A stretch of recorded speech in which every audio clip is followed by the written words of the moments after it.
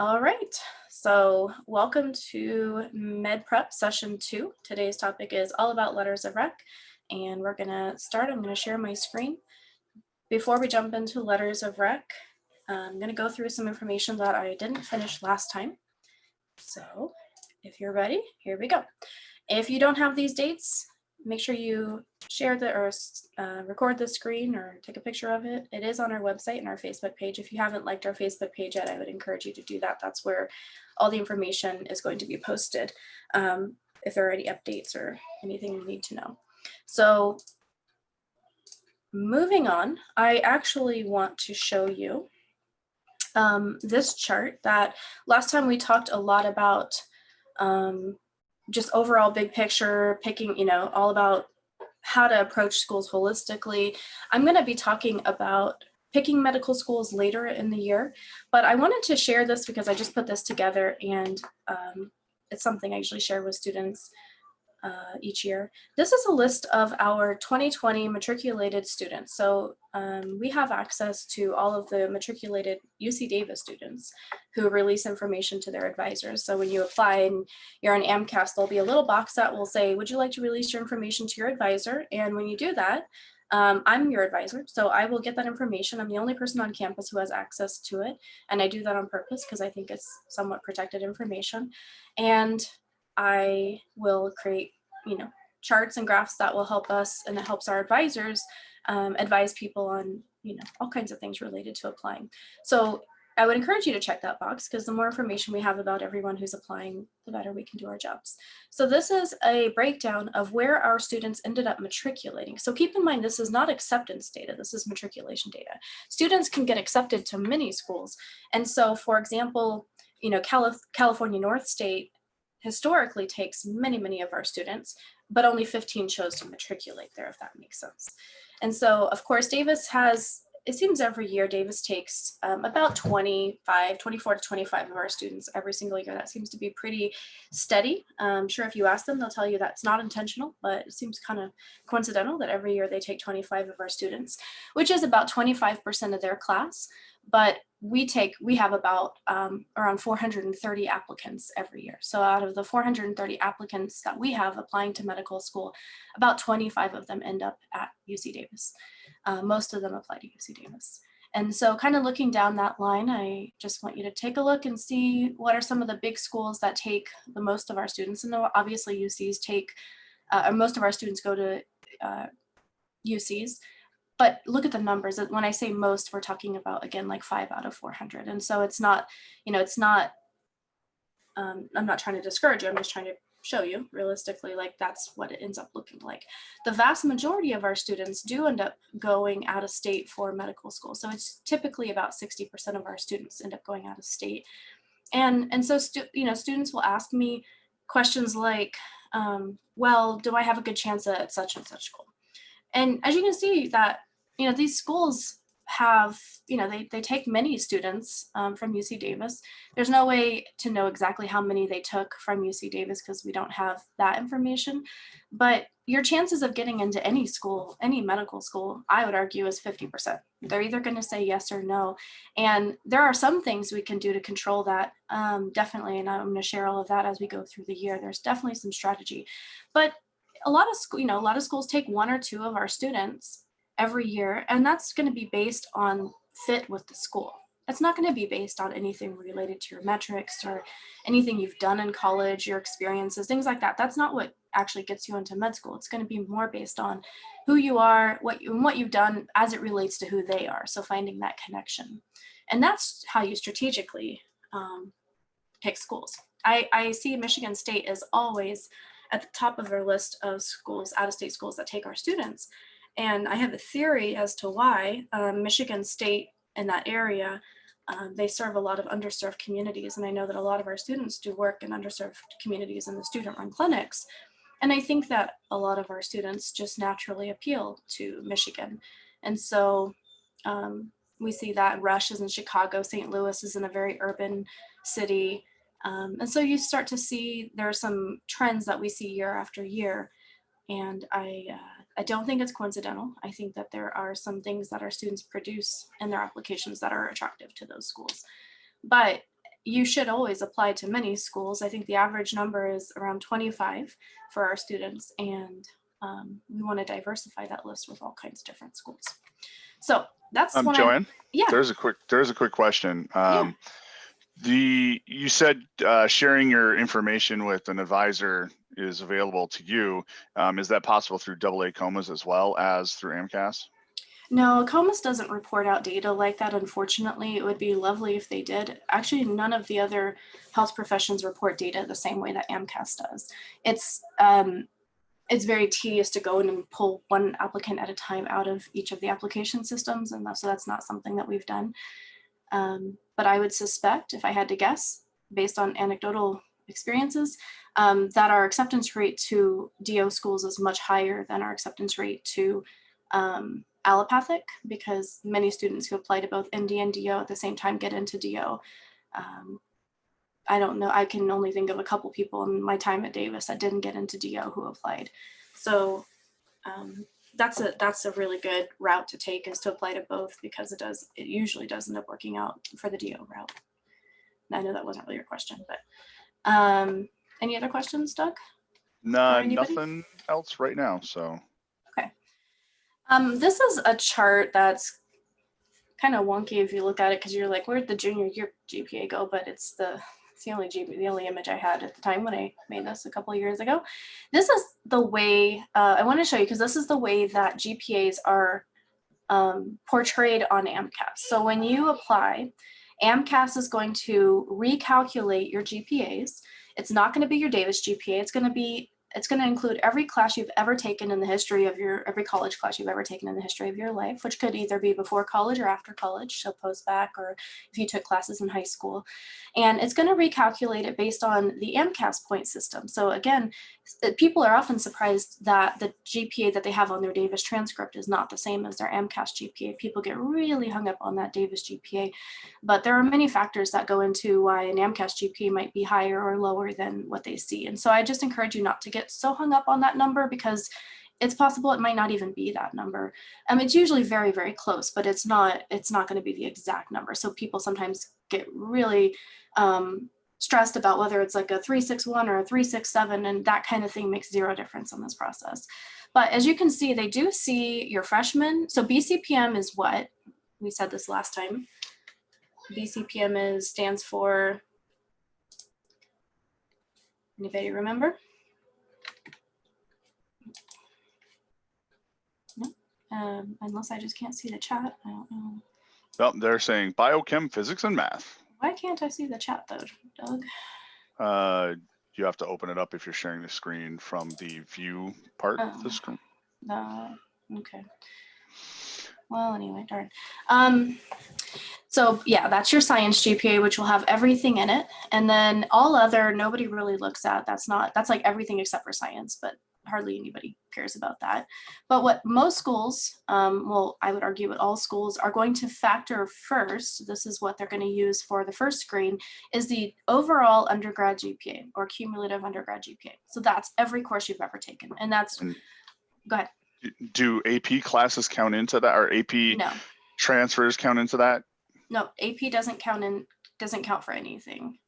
Even if they're transferring for credit for a specific class? Well, there's no way it could. It doesn't have a grade. So same thing with like pass, no pass. Pass, no pass doesn't count towards your GPA, and AP doesn't count towards your GPA. It just satisfies credit for your college, but it doesn't affect your GPA.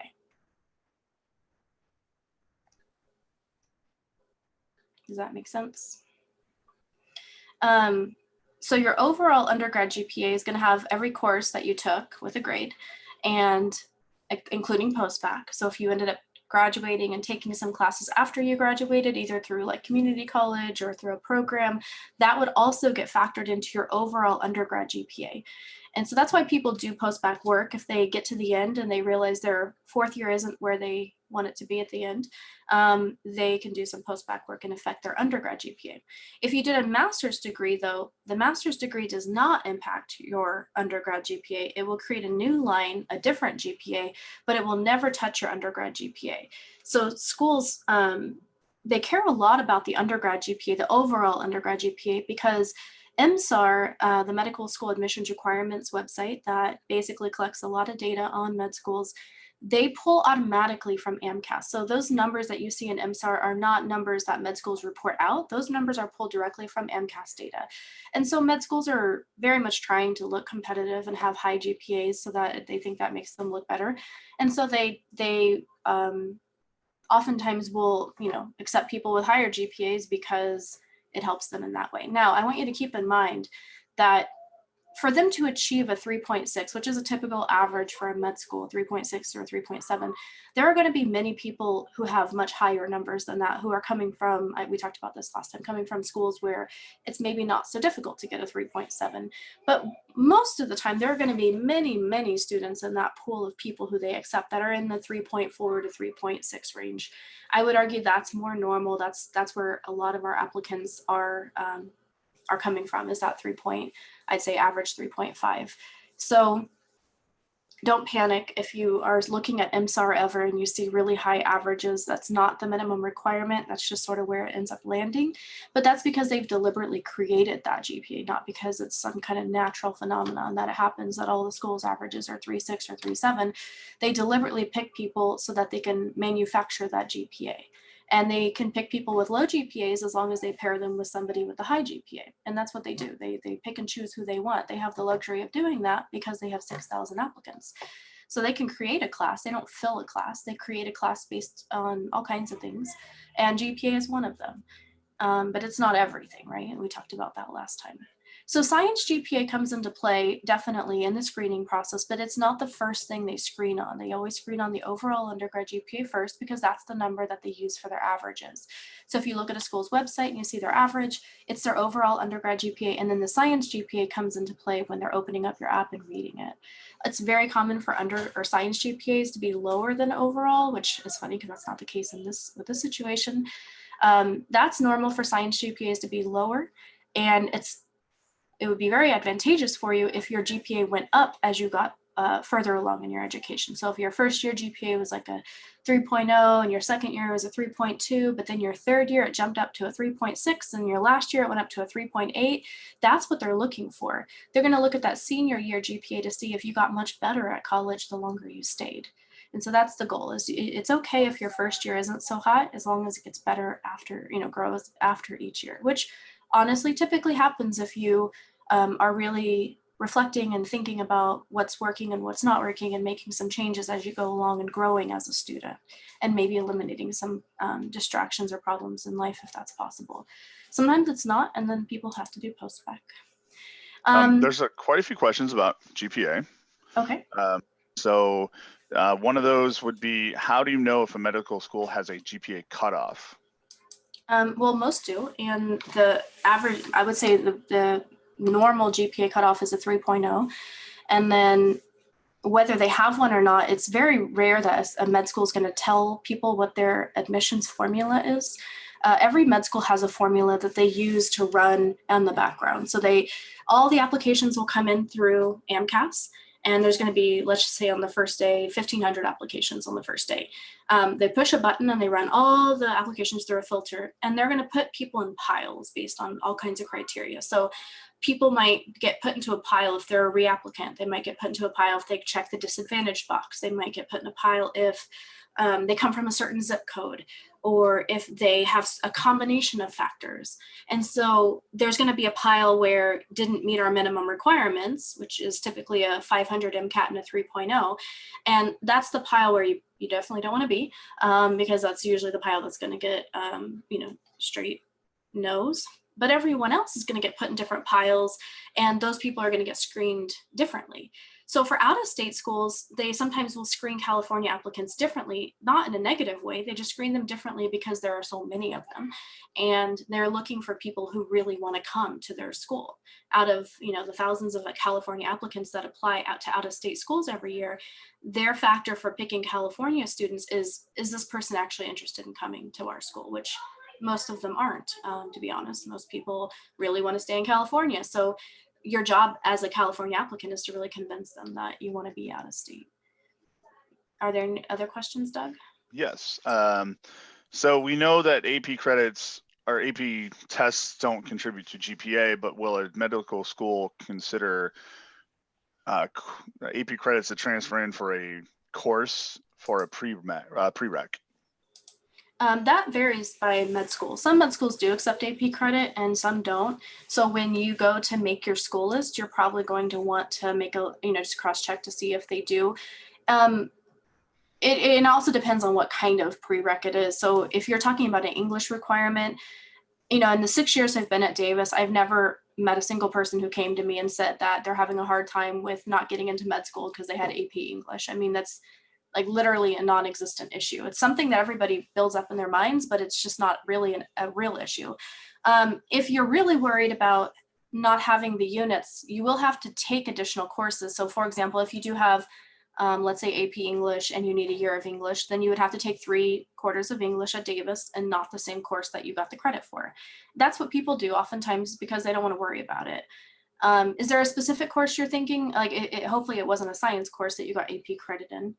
But something like calculus, you just need 1 year of math. So what people do is if they got AP credit for Calc A and B, they'll take Calc C and stats and maybe 1 extra stats class to satisfy the 1 year of math.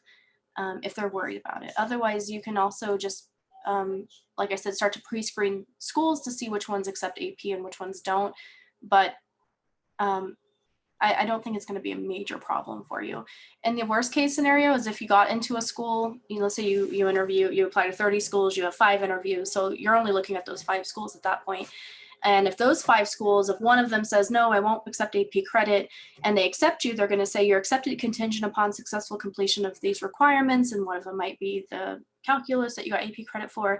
So then at that point, you just go enroll in an online math class somewhere just to meet the minimum requirement of 1 year of math. Like that's the worst case scenario. You're not going to not get into med school if you take AP credit for something. All right. And the last question, and then I think we move on, is does taking an EMT course at community college affect the GPA, and would that be BCPM? Yeah, no, it doesn't go into your BCPM GPA. It would go into your overall GPA if you got letter grades for it. If you Google AAMC course classification, there's actually a PDF guide that will tell you which courses go into your science GPA and not. And health science courses like EMT training do not affect your science GPA. Alrighty, and I'll paste that link into the chat for everybody. Okay. Are we good? All right, Yep, I'll keep going. looks And like we're done for questions for that round.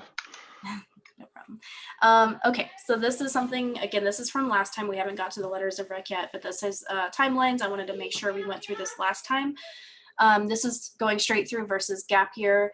And the only thing I really want to point out is just what happens in the 3rd year if you are going to go straight through versus take the gap year.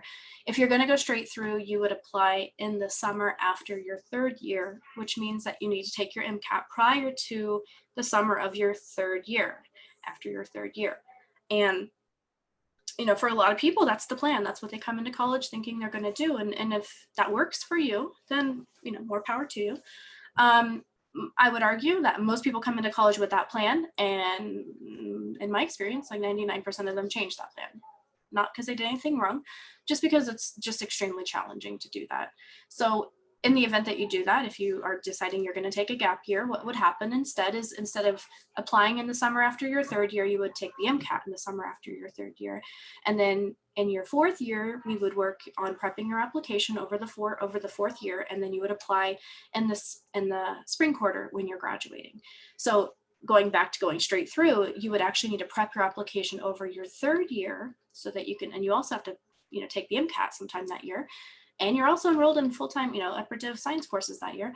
And during your 4th year, you are going to be going to interviews. So we're going to have to be prepping your interviews. And then once you get accepted, doing financial aid and finding housing and all of that during your 4th year. Normal years, you'd be traveling all over the country, buying flights and hotels. Not this year, probably not next year. But that's something that's caused people a lot of stress in the past, is trying to miss classes while you're traveling all over the country. You graduate middle of June, and you start med school at the end of July. And there are some med schools that start at the end of June, which has caused some problems for some of our students who went straight through, because our Davis transcripts don't update until later in the summer, so that we had to get all kinds of special letters written and everything for people going straight through.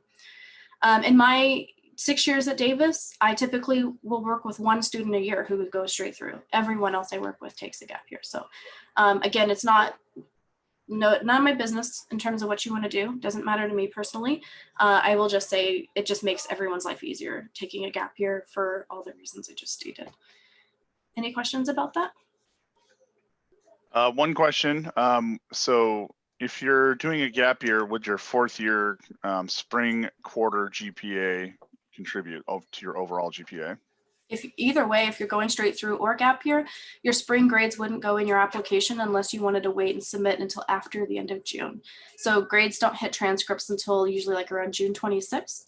For some people, that's not a big deal. They can wait. And for some people, waiting until the end of June feels really late to them. And so you kind of have to weigh the anxiety, right? If you're waiting for your spring grades because your GPA is so low that having 0.5 higher GPA is going to make a huge difference in your mind, then yeah, wait for your spring grades. But for most people, one more quarter of grades is not going to make any impact. If you're not ready to apply because your grades aren't high enough by the spring quarter, probably you have bigger issues, and waiting, 3 more weeks isn't going to make any difference in the process.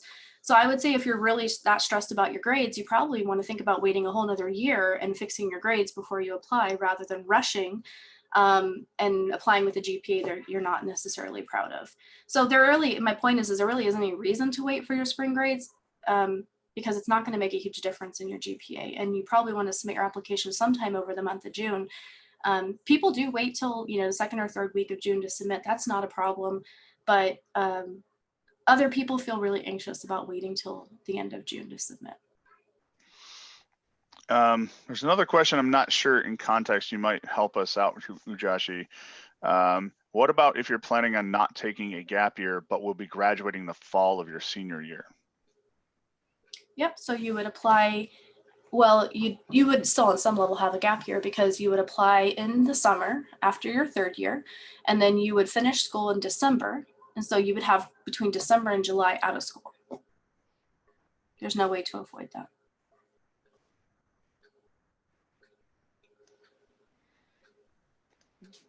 All righty. That looks okay. We're good. All caught up? Okay. Yep. Perfect. All right, so this is what an application timeline looks like, and we're gonna basically unpack this whole process over the course of MedPrep this year. So this is the year that you're going to apply, and we call application season. Application season is January of the year you're applying. So I don't care when it is, if it's your 3rd year or your 4th year or 2 years after you graduate, whatever year that is. In January, we kick off application season at HPA. Kind of fun. So January is when we're going to start, and we're going to start by having you start your first draft of your personal statement. So at MedPrep in January, I'll be talking about personal statements. I'll be teaching you how to write one so that you can start that process. From January, February, March, and April, we are going to be working on all writing. So it's just writing. We're going to be working on your personal statement. We're going to be writing your experiences, which is a lot. In Amcas, at least, you have, I wish I could interact with you so much. I really like asking questions rather than telling you everything. You have 15 slots, and in each slot, you have 700 characters, and you have 3 of those which are meaningful. So you have another 1325 characters for 3 of them.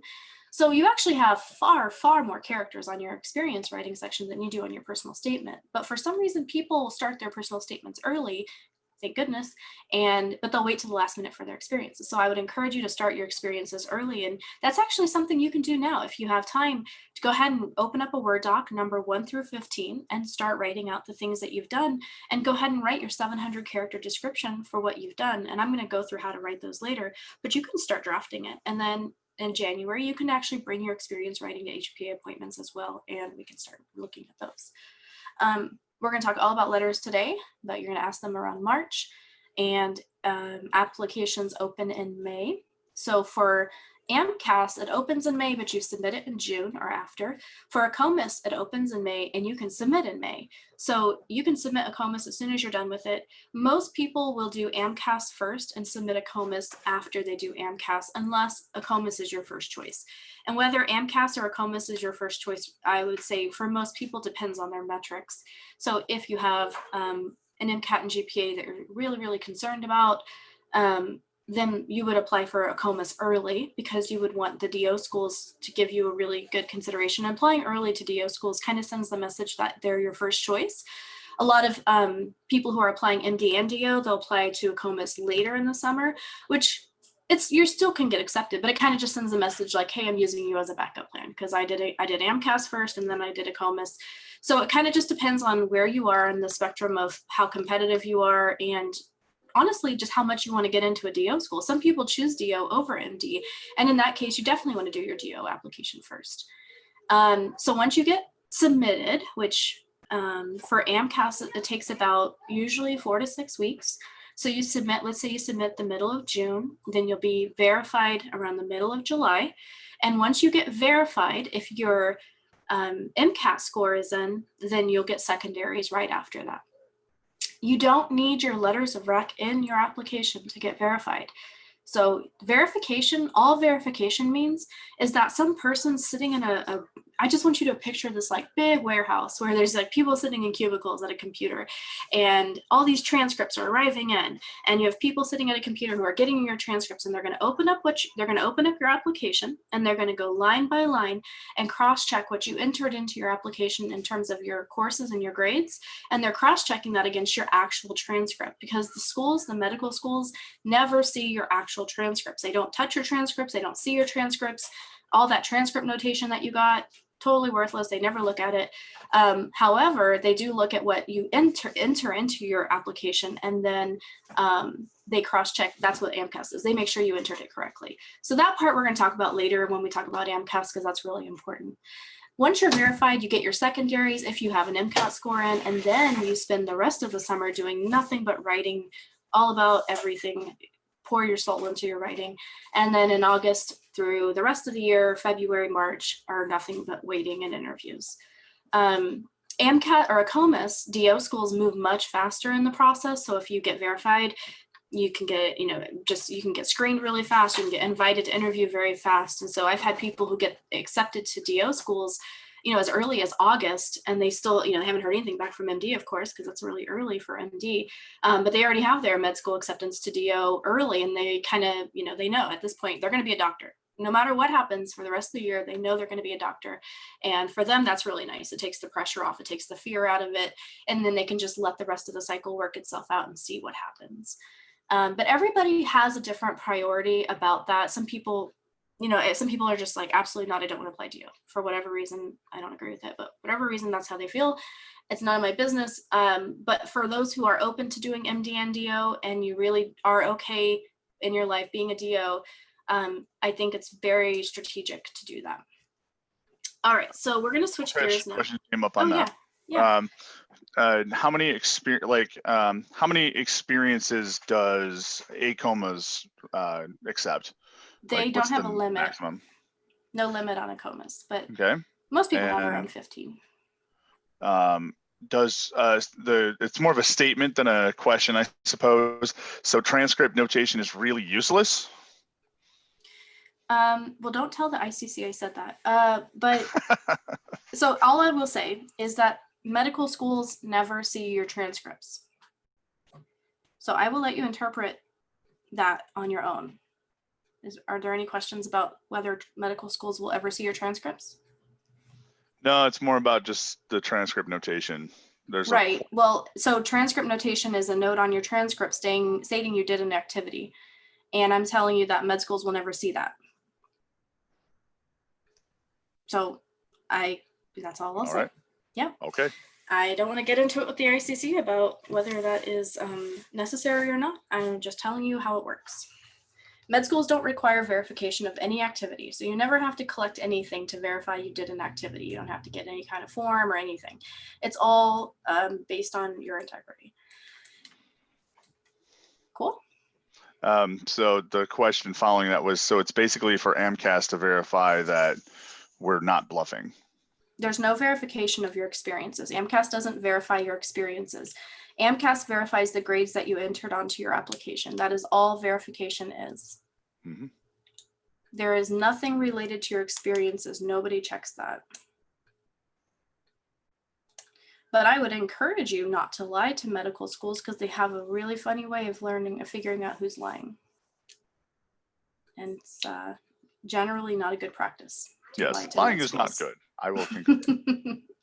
So generally people don't overindulge in, adding more hours or adding experiences that they never did.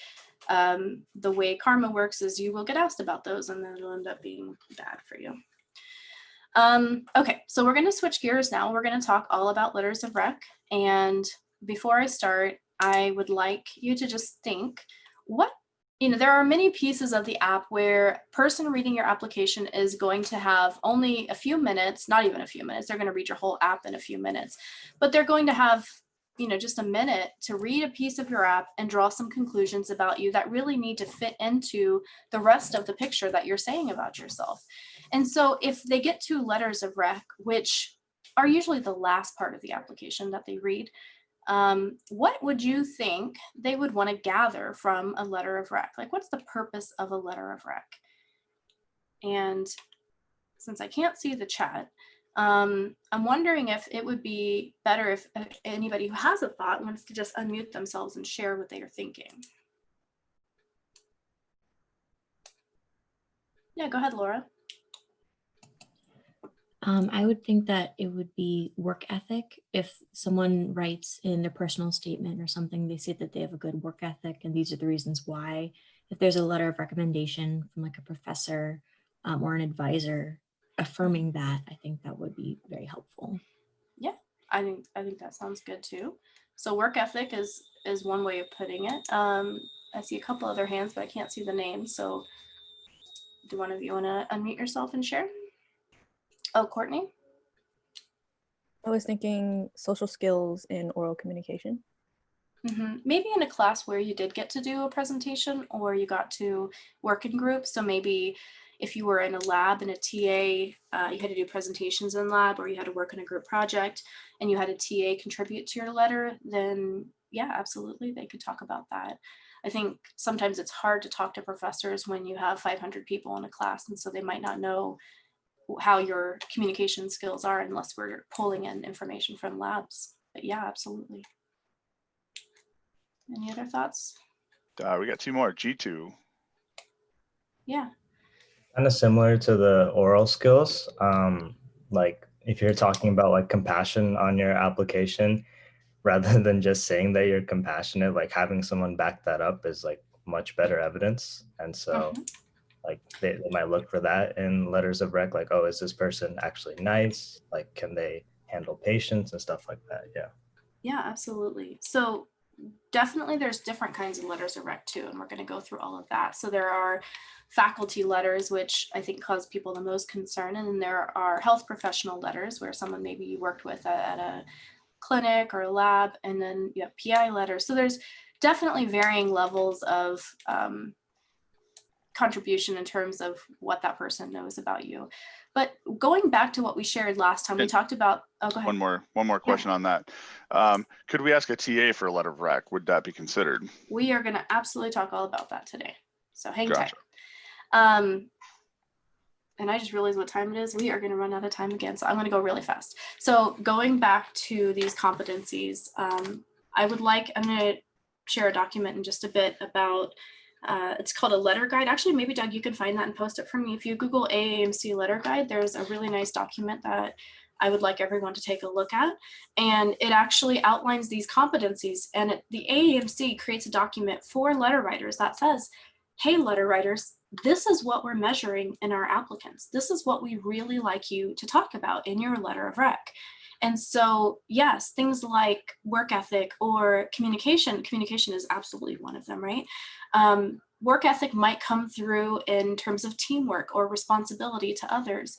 But these are it. Like there is no question, there's no mystery here about what people should be writing about. And so the question I would ask you is, knowing what the med schools are trying to measure in you, you have to think about, how do you show these things to the people that you're working with? And so when we're talking about faculty, again, I think faculty are probably the biggest source of stress for people, even though I'll say this till I'm blue in the face, no one listens to me. Letters of rec are the least impactful part of your application. So all the things in your app, this might give you some relief. Letters of rec are the thing that's going to have the least impact on whether you get in or not. Letters of rec are generally read at the very end, and it's usually only if they are already considering inviting you to interview, and they're just doing a quick check to make sure nobody said anything kind of red flaggish about you. And if someone has decided by the time they get 3 or 4 pages into your application that you have some significant red flags and that they're not interested in bringing you into an interview, they're done. They're not going to keep reading. There's no legal obligation for them to keep reading your application. As soon as they make the decision that they don't like you, they're going to stop reading it. So since letters of rec appear at the end of the application, they've already gotten way past all the pieces of writing. They read all your secondaries. They're not, they're going to be skimming your letters of rec to make sure that, like I said, they're not saying anything like, this person has an interesting personality or something like that. So we don't have to stress so much about letters of rec. We really need to make sure that they're all positive and that they say really good things about you that align with everything else. But you're not going to have a terrible app and then suddenly get in because you have a great letter of rec. That's not how it works. You have to have a great app, and then the letter of rec sort of affirms what you've already said about yourself. So letter of rec requirements, first of all, you have to really conceptualize this. This is hard for people. It varies by every single school. So there's not going to be a list of medical school requirements for letters of rec. Every school is going to set their own. Generally, it might look like 2 science faculty and a non-science faculty, 2 science and a non-academic, a science, a non-science, and academic, any combination of that. Some schools might want one of their science letters to be from a basic science. Some of them might want a letter from a major faculty. Some care if it's from a PI, if it's for science, some don't care. What I really encourage you all to do is to start making your school list and start looking things up like that. And you have to do that work on your own. And the reason why is I actually want you to get into their websites and start looking at their websites. And we're going to talk about that later. When you make your school list and you start tracking some of the other information I'm going to ask you to do, pop onto their admissions page real quick and just cross-check their requirements. And if you see they want, a letter of rec from a basket weaving instructor, well, then I can't apply to this med school because I didn't take basket weaving. So you just have to know that. And they're not so far out there that you're not going to be able to apply to, many med schools. They're generally pretty common. So most people end up with about 5 letters of rec. Usually they'll have 2 science, a non-science, and a non-academic or health professional. And I would encourage you all to try to get a health professional if possible. I think having a physician letter of rec is amazing, but not everybody can get that. If you can't get a physician to write you a letter of rec, then look to the next best place, like look nurses or PAs or just anyone who's watched you in that capacity working with patients. So would calculus professor be a science faculty, or would they be non-science? They would be a math. Yeah. So science is any science. So what you would typically know as science out of CBS is a good indication. How about RN coworkers? Would they be good letters to have? Well, coworkers that are not peers, I guess. But generally, I mean, like I'm just thinking professionally, I would never ask a coworker to write my letter of rec. I would ask people who supervised me. You would never ever want to ask somebody who's also applying to med school for obvious reasons. I'm not sure. I've never been asked that. I guess I would probably try not to have somebody who's a peer write your letter of rec. How about doctors they are shadowing? Yeah, of course. That's great. And psychology professor, would they be science or non-science? Non-science. And what about a person who's currently in med school? Got to be a little careful about that. I mean, I don't think it would count as one of your major letters of rec. You can have it as an extra, but you really want to, I mean, how do you know that student isn't a total pain in the butt at that school? So if they're a student that nobody likes at the school and now they're endorsing you, what does that say for you? And so you want to be careful about that. They might be a really good friend of yours, but you honestly don't know how they act at school. And I saw that happen all the time when I worked at the med school. Students who were really annoying would come in and recommend their friends, and we're like, okay, well, if they're your friend, we probably won't be taking them. That's really bad, but let's be real. So you just want to be careful about that. And you can always have friends help you. Like you can have friends tell you about what their experience is like at the school. I think that's really valuable. But keep in mind, it's still just one person. And some people just have bad experiences. That doesn't mean the school's bad. Okay, so an Amcas and a COMAS is slightly different. Amcas lets you put up to 10 letters. I highly recommend that you never put 10 letters in your medical school application. Having more letters does not say anything positive about you. If you could imagine what having 10 letters might say about you, I can avoid saying it and it sounding mean, but you just don't need 10 letters. Most people have around 5. And what's great about Amcas is you can decide which schools get which letters. So actually, if you put 10 letters in Amcas for whatever reason, you would still only want to give each school, half of those. You wouldn't want to give any school all 10 letters. So you can pick, let's say you end up getting 5 faculty letters. You can pick, which faculty go to which schools. If you really don't, if you think they're all amazing, the best letters you could have possibly gotten, then strategically you might just mix them up, give different schools different letters, because if there is anything in any one letter, let's say there's any degree of red flaggishness in a letter, then you probably wouldn't want to give that letter to every school, right? So if you have that many letters where everyone's throwing letters at you, then just mix it up and strategically give different schools different letters, or give schools exactly what they're looking for. You don't get bonus points for having more letters. If they ask for 3 letters of rec and you give them 5, they will read 3 letters of rec. So again, like you don't need to do more. Some people do, they just feel like that's better for them. But having been on the other side, I promise you that no one has time to sit and read 5 letters of rec. They're all skimming these things very quickly, and it doesn't make any difference. So I go for the strongest letters, go for people who you trust. And for faculty, I know that's a little challenging because you don't always know faculty. So we're going to talk about that in a minute. A COMAS only lets you put 6 letters, and it goes to every single school. Some important things that you want to make sure you mention in your letter when you talk to your letter writers: all letters have to be signed. If your letter is not signed, it will get sent back, you'll get notified, and you'll have to resubmit a letter. All letters need to be on official letterhead. So people can't write letters on white paper and just upload a document. It needs to be on their official letterhead. And that might be why you can't have a peer write it, because if the peer isn't a supervisor, doesn't have access to department letterhead, then it would be very challenging. It wouldn't count anyway. So most people, every professional person has access to letterhead. That's not an issue. They just need to be reminded that it needs to be on that. You might see language, you will see language in applications about committee letters. And it seems sometimes that people think that you need to have a committee letter because the language is such that it sounds like it'll say things like, well, if you don't use a committee letter, explain why.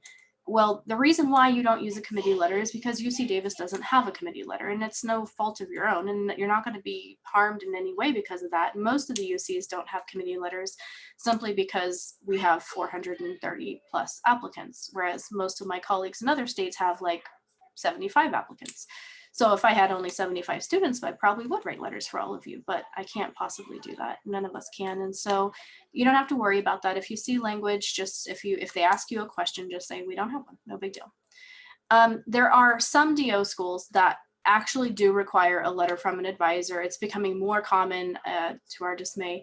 And so if you are applying to a specific school that is asking for a letter of rec, we do have a request form on our website that you can submit a request for an advisor. I will tell you though that it is very difficult to write a letter for someone who you have never met. And if you're asking an advisor to write a letter for you and you've never met with that advisor, it's not going to be a good letter. There's just no way, there's no way humanly possible someone could write you a good letter without ever having a conversation with you. It would just take a couple conversations with an advisor for them to have something to talk about. And so if you think you're going to want to ask an advisor for a letter, all I can say is I strongly recommend you pick an advisor and start working with that person in January and develop a relationship over time so that if you are going to ask them for a letter of rec, they have something to say. Working with someone on their personal statement is a very easy way to get to know them. But it's just a huge pet peeve of mine when someone I've never met before asks me for a letter, because I'm straight up telling them I can't write anything about you. I don't know you. I have nothing to say. And I can't just pull random things from your email. Just because you tell me you did something doesn't mean I can say that, because I don't know you. So that's just something to consider. You want to try to talk to people. Couple of questions on research, research labs. Yeah. Would a grad student be a good that supervises you in a research lab be a good choice? Sorry. Yeah, it doesn't matter if they're the actual PI. A lot of times lab managers know the student workers better than the PIs do. So you want to ask somebody who can actually say things about you. So it doesn't matter if it's the PI. You could always, if you're really worried about it, you could always ask the PI and the lab manager to co-sign a letter, so they can each contribute to it, or the lab manager could write it and they could both sign their names at the bottom. But they would much rather have someone who supervised you and who knows the work you did versus someone who just says really generic things about you. Like if it's just a template letter that they wrote for every person, it doesn't say anything. That's not helpful. That isn't adding value. And would that letter from a grad student or something, or a PI, regardless of what it is, serve as a academic reference, one of your science professor letters? That depends on the school. So some schools will honestly not care.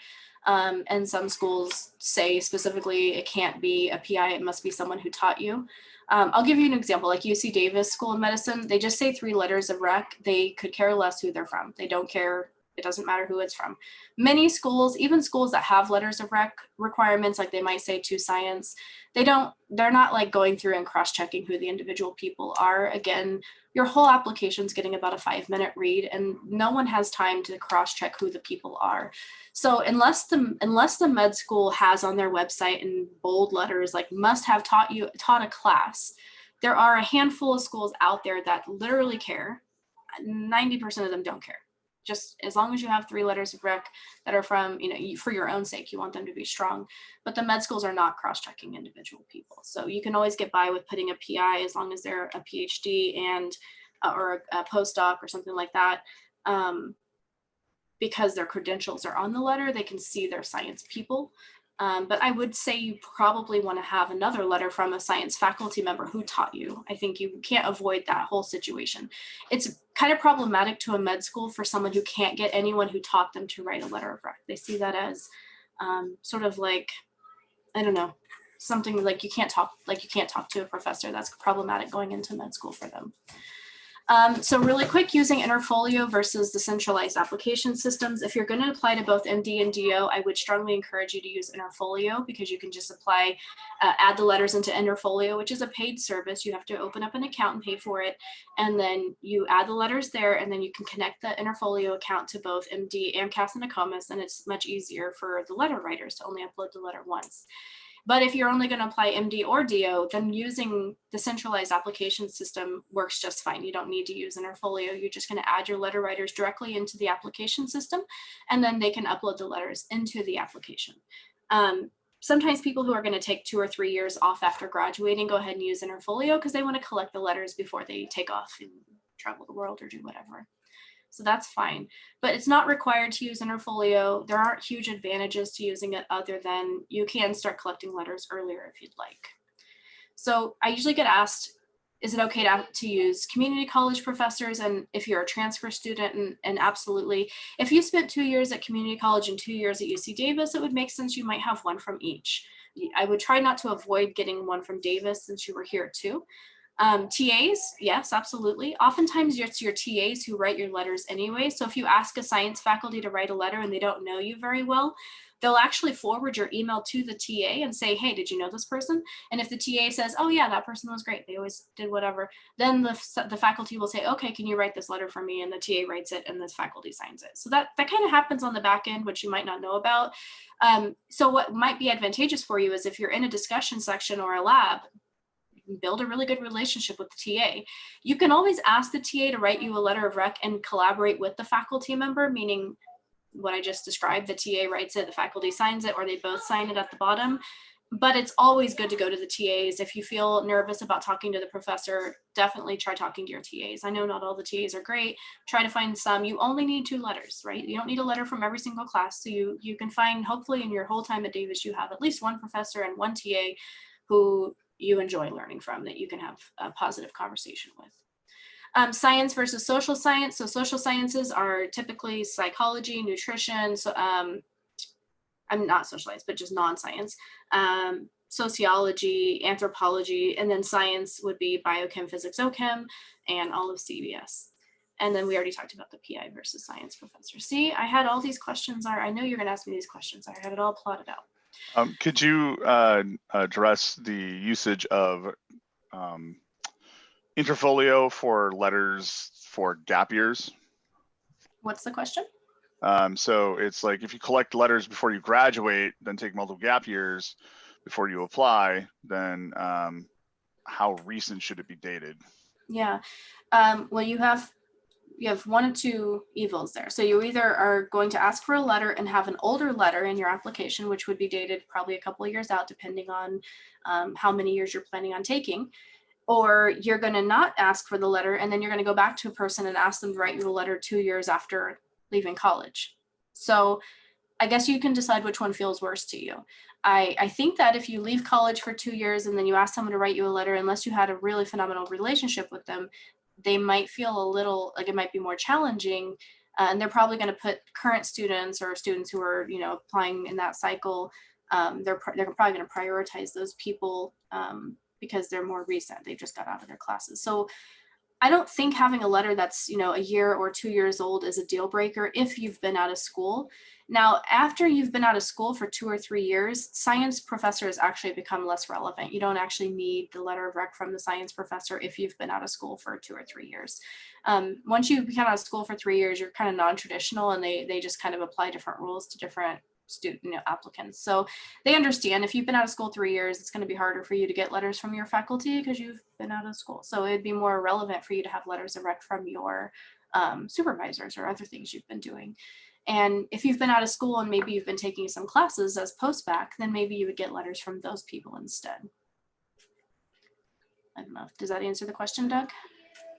I think it does. Okay. Well, for the sake of time, I'm going to just keep plowing through this. And this is a letter I wrote, and it's just kind of funny and basic, but this is when you're asking for letters of rec. I think a lot of people build up in their head that they have to have some kind of like really meaningful personal relationship with their faculty before they can ask for a letter. And that's just not the case. I was really lucky in that a group of CBS faculty invited me to do a presentation for them last year. And so I went over to Briggs and I had a whole group of them, and these are professors who are most commonly asked for letters. So you're talking about, your biz and all of those people and biochem. And they said, they don't expect to have a really meaningful relationship with someone. All they want to know is that they did well in their class, or they want to know how did you interact with their class. So the professors have hundreds of students. They have no idea how you experienced their class. So here's an example. Let's say you took your first midterm and you got a C on your first midterm. And so that didn't feel very good. So you went to the professor or the TA and you said, hey, look, I didn't do so hot on this test. I really want to figure out how I can do better in your class. Can you give me some tips? And they tell you, yeah, do this, this, and this. And so you do those things.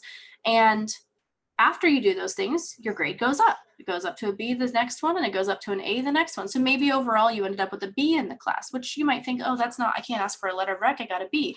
But when you ask for the letter of rec, you tell them that story. You say, hey, I got a C, and then I took your advice, and I did these things, and I grew, and I want to thank you because I really grew as a student and as an academic, and I appreciate that. And I think of all my letter writers, you'd be the best one to talk about my capacity for improvement, my ability to take direction and listen.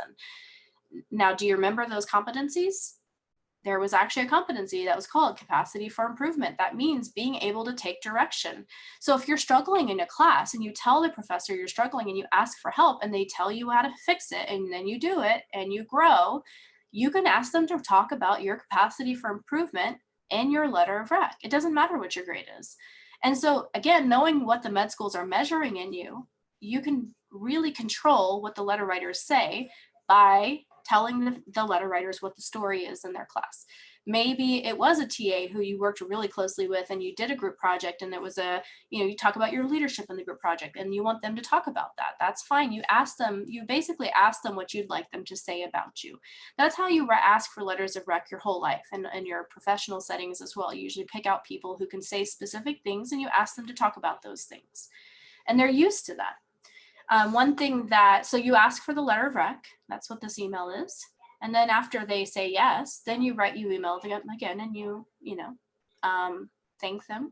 And then you're gonna wanna send them a packet. And sometimes people send that packet when they ask, that way they have that information when they have it. Sorry about my clock. But you can also send it in the follow-up email. And so in that packet, you're going to want to have, and I would make one PDF that has all of this information as one PDF. Don't send them like 5 attachments.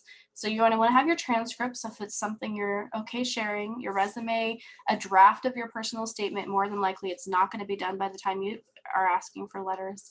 And then a summary of your interactions or your why them. That's a statement that's sort of bulleting out the things that you hope they could talk about with, about you through the experiences you had with them.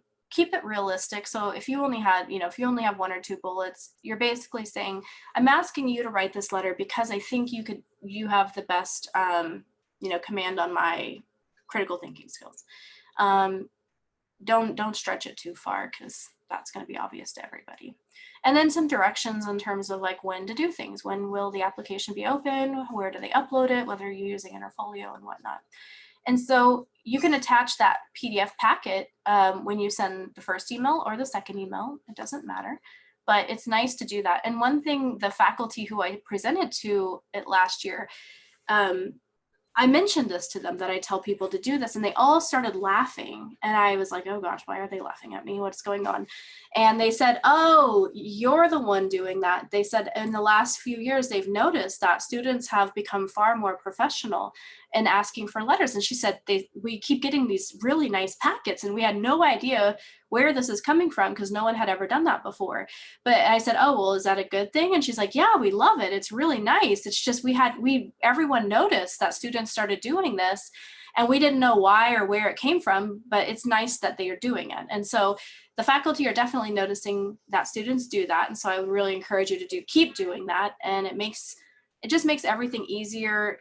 I know when someone asks me for a letter of rec, if they don't attach it, my response is always, yes, send me your stuff. So just send it to them. That way they don't have to ask you for it. And then all they have to do is say yes. It just makes the whole transaction much easier. And I know in the past, people were always really nervous about emailing people letters of rec, or emailing requests for letters of rec versus asking in person.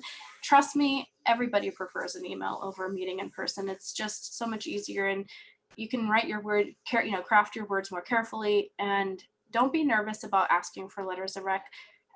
Faculty know that you need letters. They've been doing this for decades. They know this. This is not like, you're not the first person who ever needs a letter of rec for med school. Chances are they've written hundreds of letters of rec over the years. They're very used to this. So you're not going to surprise them. You're not going to upset them. You won't be the last person. So just you kind of have to rip the Band-Aid off and just know, like, maybe I'm going to ask 5 people and I hope to get 2 people to say yes. And so you just kind of have to be creative in who you're asking. You might ask every person who you had any experience with in their class and hope a couple of them say yes. Probably a lot more than you expect will say yes, though. Can I just interject something on there? Yeah. Having been a professor in my past life before I came to Davis, having a cover letter, like talking about, and a packet of information that goes with it, is like, that doesn't happen. And if you do that, you're going to stand out so much. And like, those people that gave me that stuff, those were the best letters I ever wrote. I will be honest, because I didn't write it for med schools, but I was writing for things like chemistry grad schools. But like, it just makes you look so much more professional, and it's such a joy to get those. Like, it's a joy. Like, it makes you really happy as a professor to get those, because it never happens. Yeah, good. That's great, Doug. Thanks for sharing that. So I think we're about out of time, and I always run out of time. It never fails. So just some other really, really quick You're not going to ever see your letters of rec. You're not going to ask for your letters of rec. You're going to waive your rights to your letters of rec, except it might happen that you're going to be asked to write your own letter of rec. And that happens all the time. It's not a UC Davis problem. It's a real national problem. And all I can tell you is that if you're asked to write your own letter of rec, your choice is either do it or use someone else, find someone else. But if you choose to do it, HPA is not going to help you write your own letter of rec. All I can tell you is that there is a really nice handout through the AAMC that tells people how to write letters of rec, but you can't bring your own letter of rec to HPA and have us look at it. That's really unethical, and we don't engage in unethical behavior. So I'm not telling you it's right or wrong. I know it happens all the time. I just am saying that we're not going to help you do it, but we'll tell you how. I mean, we can generally tell you how letters of rec are written. We're just not going to edit your letter of rec. Probably can get in a lot of trouble if med schools found out that I'm even talking about it like this. So generally, if someone asks you to write your own letter of rec, what I would encourage you to do is not tell anybody. Don't tell your friends. Don't talk about it. Don't share it on Facebook. Don't say anything about it. If you're asked to do it, then take care of it and work with the professor or PI as much as you can to try to make sure it's authentic to them. But I'm just giving you a heads up. That's a thing. It does come up. Make sure you follow up with your letter writers. Tell them what happens. Even if you don't get in, tell them that you didn't get in, because you might need to use their letter for a second cycle. And if you have questions, definitely unmute yourself or raise your hand and we can go through any questions you have. So I did talk really fast because I did think I was running out of time. For some reason, I'm just really confused today. Was that helpful? Was anything overwhelming or confusing? Oh, here's some questions. So, if we yeah, ask Laura, a professor for a letter now because they are one of your popular professors, is it fine to not have a personal statement draft? What I would do is actually draft up a statement about why you want to be a doctor. And it could be a really basic paragraph. It's not going to be your personal statement, but you can definitely share sort of like what your motivation is in wanting to go into medicine and have that ready. I think that anytime you ask for a letter of rec, they're going to ask you for something like that. And it's just good to have it prepared. Again, it doesn't have to be perfect, but yeah, have it ready to go. And it is better to ask for a letter of rec when you feel like you have a opportune time to do that. So if you feel like you had a really good experience with a professor, you finished their class, you're kind of like high on that relationship, go ahead and ask them, because they probably feel the same way, like, oh, that was a really great student. Let's just go ahead and ask for the letter. What a lot of professors do is they'll write you a letter and save it on their desktop, and then they'll go back to it, and they probably have like a folder where they keep all these like draft letters, and then they go back and update the dates later when they get closer to applying. So yes, go ahead and ask anytime, but you, again, you're not going to collect the letter. So if you ask for a letter a year in advance, nothing's going to happen. They're not going to write the letter until it's time for you to submit. So you can't make them write the letter. You can't ask for the letter. It's just you ask and then you kind of trust that that's going to work out. Let me just kind of get through some of these. I think someone wanted to see the list. Is it better to ask for the letter after the class? Yes. For non-academic, would it be appropriate to ask for assistant?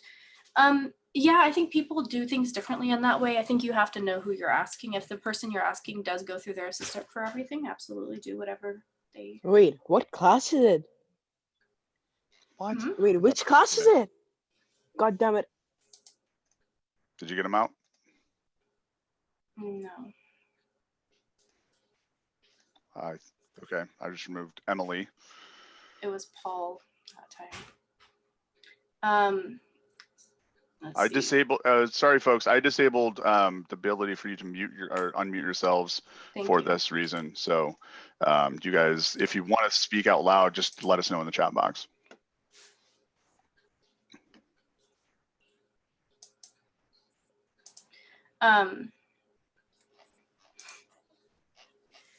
Let's see. Sorry, yeah, I will add, I'll show that in just a sec. What is better, lower div or upper div? Does it depend on a relationship? Yeah, I would say, well, first it depends on what the schools are asking for. So if a school says they want a letter from a basic science, what that means is a biochem physics OChem professor. If they say they want some from an upper div, they'll be very specific about that. But if it just says science, it doesn't matter. It could be anybody. And I would definitely go for the one who you had the best experience in their class. So again, I want to kind of get away from the word relationship, because I think that people put a lot of, there's a lot of stress around that, right? Like thinking you have to have a relationship with somebody. Relationship is where they know you on a first name basis. They might know your life story. 90% of the time, that's not the case for a letter of rec. They don't need to know your name necessarily. They just need, well, they'll know your name because they'll pull up your grades, but they don't need to know your face. They don't need to know everything about you. They need to know your experience in their class. And they won't know that unless they, you went to office hours, or more than likely because you told them what the experience was. That's just for science. Now, other people like your supervisors or a health professional, yeah, absolutely. You really do want to make sure that you have a positive relationship with this person. Sometimes people work in toxic environments, like sometimes labs are toxic, or sometimes you're scribing in an office that's toxic. And, you might feel like, oh, well, I worked in a space and I really need a letter of rec from the doctor because I worked there for 2 years. But, truthfully, if you know that that person is a really not nice person, I would much rather you sacrifice the letter and explain that you didn't have a great relationship with that person later than take the risk thinking you just need to have that letter because it's a doctor and you work there, and have that person sabotage you. If you know that person is not a great person, then don't take the risk. It's usually not worth it, because if they're not a great person at work, they're probably not going to be suddenly just turn into a great person and help you out. And that is the thing. I mean, it's sad, but it's a thing. Is there a disadvantage to avoiding a gap year trying to go straight through? Yes, okay. Not a technical disadvantage. The thing about med schools are that they really like mature applicants. They like people who've had life experience. They like people who have just experienced more things, because it brings more competencies, more attributes. So when you rush in and you rush to apply, you have less time. You haven't been on earth as long as other people. You haven't done as many things. And so the disadvantage is that you are less qualified for med school. That's the problem. In my experience, people who go straight through tend to not be successful on their first try. They end up having to reapply. In my experience, people who take 2 or 3 gap years tend to be my most successful applicants. They're the ones who are getting 11 and 12 acceptances, and they have free reign. The more mature you are, the more successful you're going to be all the time, 100% in this process. If you get more life experience, it always equates to more value.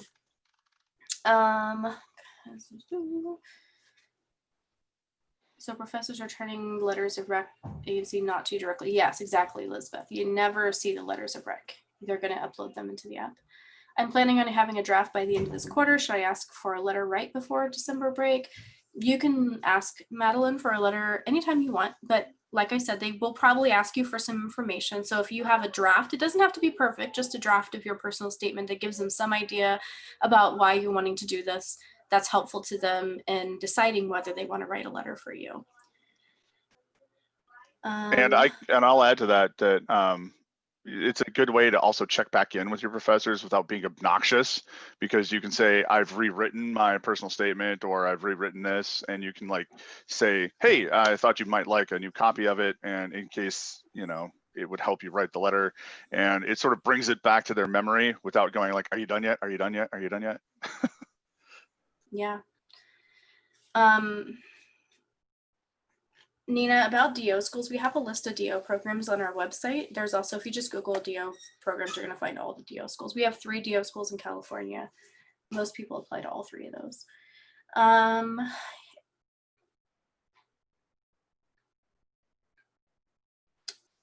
If you guys sent me a private message, I'll reply back to you. What are some factors to consider when choosing whether to apply to MD or MD and DO? So here's the number one factor I say.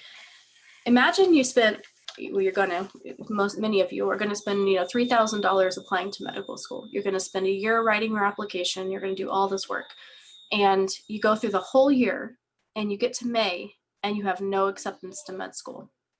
So you're going to have to do it all over again. You're going to have to spend another $3,000, do the whole process over. So if you didn't apply DO, I will ask you, what would feel worse to you at that point? Would you feel worse going to a DO school and being a DO in life? Or would you feel worse reapplying? And if the answer is, I would rather reapply than go to DO, then that's how you answer that question. Then you don't apply MD and DO. if you're like, I don't really care, I just want to be a doctor, and I know that as a DO I could do the same things and I can wear a white coat and all that, then apply MD and DO. There's no harm. You can split your 30 schools between, some people do 20 and 10, 20 MD and 10 DO, or 25 and 5. And there's no harm in doing it. It's just a little bit more work for you.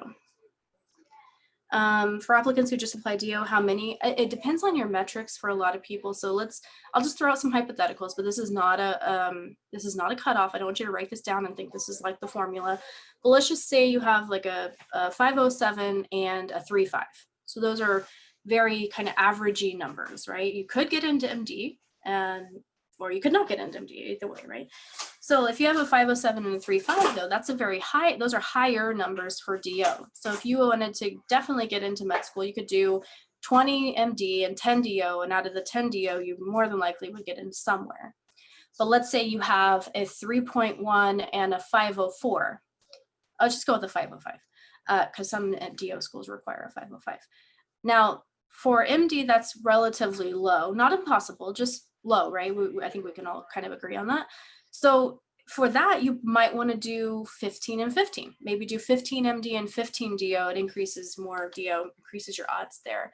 Or even you might want to do 20 DO and 10 MD. It kind of just depends on what your priorities are. So there's not a perfect right and wrong way to do this. It's just different people have different priorities, and people come to the table with different things. Hardly any DO schools require letters of rec from DOs anymore. They usually require a letter of rec from a physician. So you will want to consider that. If you don't have a letter of rec from any kind of physician, then a lot of DO schools are not going to accept you. They do like to see that you have built a relationship with a physician. But if you have an MD physician, you can still apply DO, and it's perfectly fine.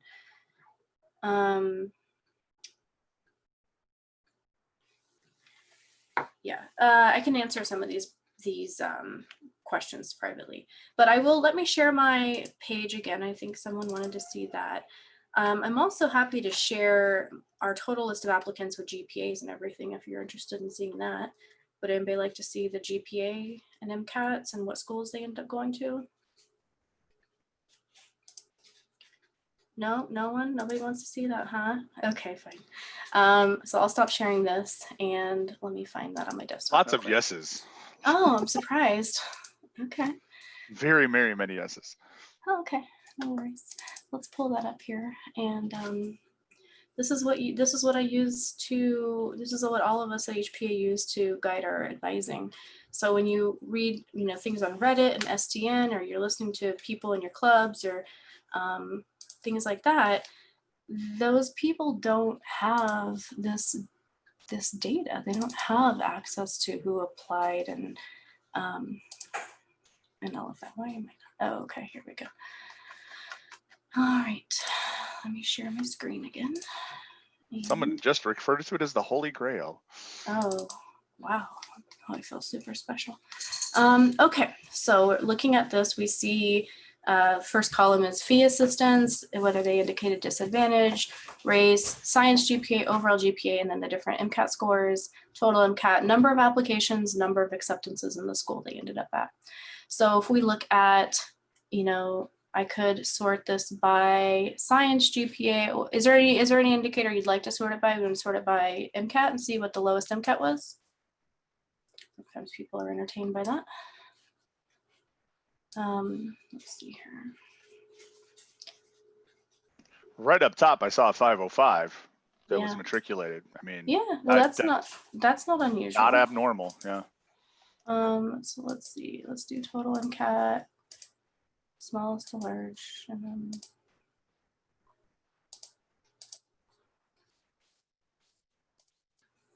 Okay. So we got a couple 500s. Now this is a little interesting, right? They only applied to one school, so that makes me think they must have had some kind of relationship with them. They applied to 47 schools and got one acceptance.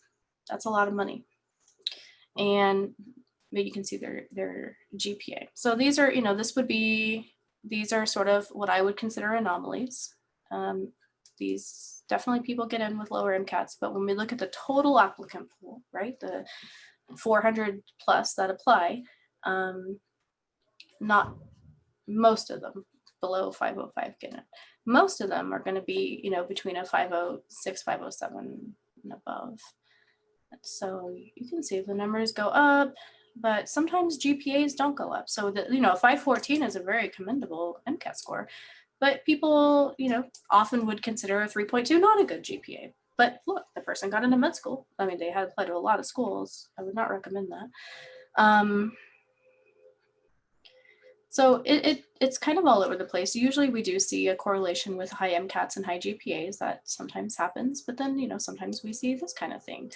And, you know, again, this person is at Cincinnati. Do you think that person started the application process thinking they were going to go to Cincinnati? Probably not, right? They probably started this application process like everyone else, saying they want to go to a UC, and they applied out of state, and they probably got 1 or 2 interviews, and they're in Ohio right now. But guess what? In 4 years, this person's going to be a doctor. So does it really matter? I would argue no. If it matters to you, if you're thinking, actually, it does matter, I would never want to go to Ohio, then don't apply to Cincinnati, right? Don't apply to any school that you would not ever want to go to, because that's kind of how it works. If you apply to a school and that ends up being your only acceptance, you kind of have to go, and you shouldn't have applied if you don't want to go. And many people, you can see this, many people end up with 1 acceptance, which is why when you talk to like a med school panel, a student panel, never ask a med student why they chose that school. That's like the worst question you could ask a med student. More than likely, that student did not choose that school. That student got accepted at that school, and that's where they went because that's their only acceptance.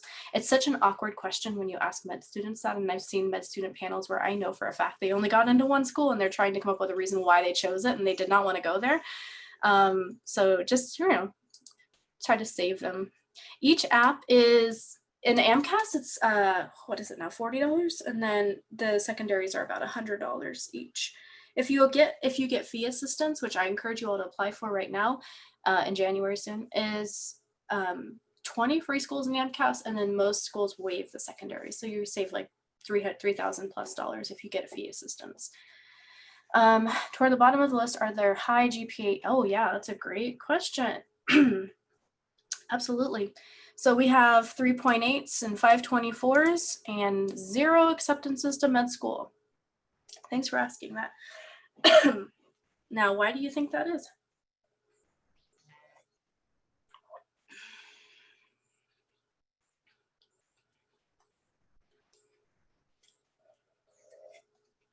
You think these really smart pre-meds didn't do anything?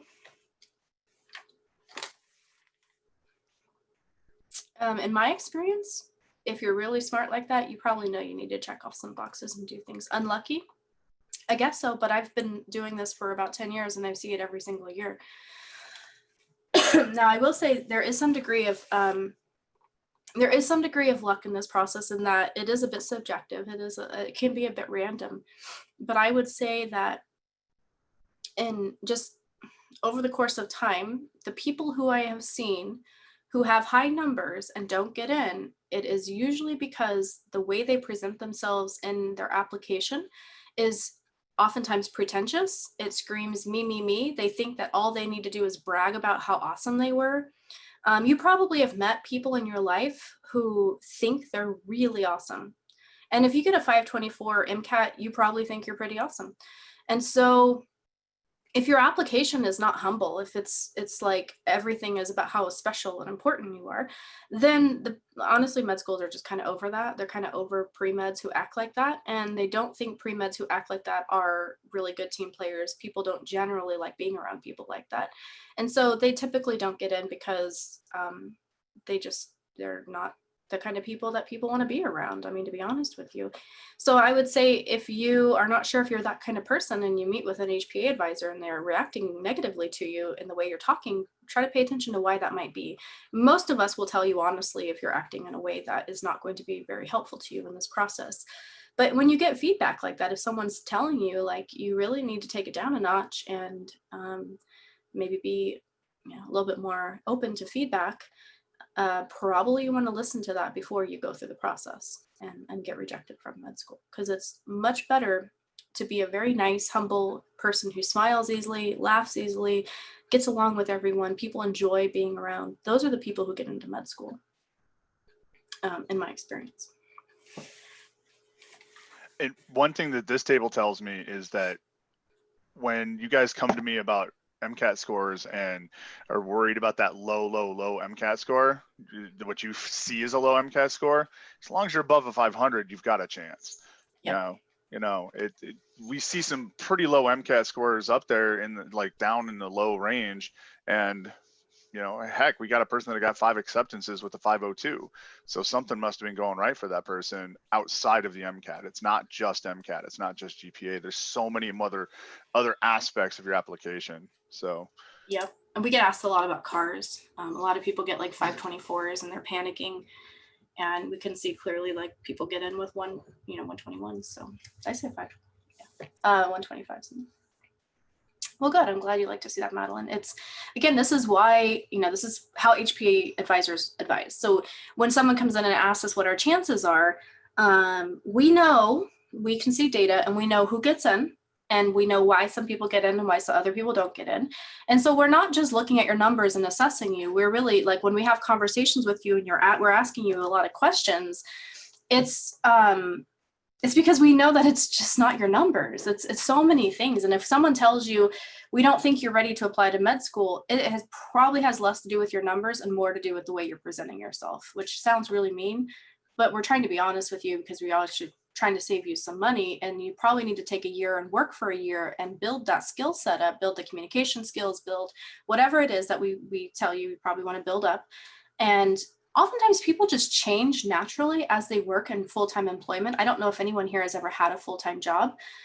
If you have, then you know that there's just something that happens to you when you're working in a work environment like that. You're going to get knocked down a few pegs. You're going to get people who are mean to you. You're going to have bad bosses. You're going to have those things happen, and it just changes you. It helps you learn skills that you can't learn in a classroom. And that's what they're looking for, because honestly, in medicine, that's what happens, right?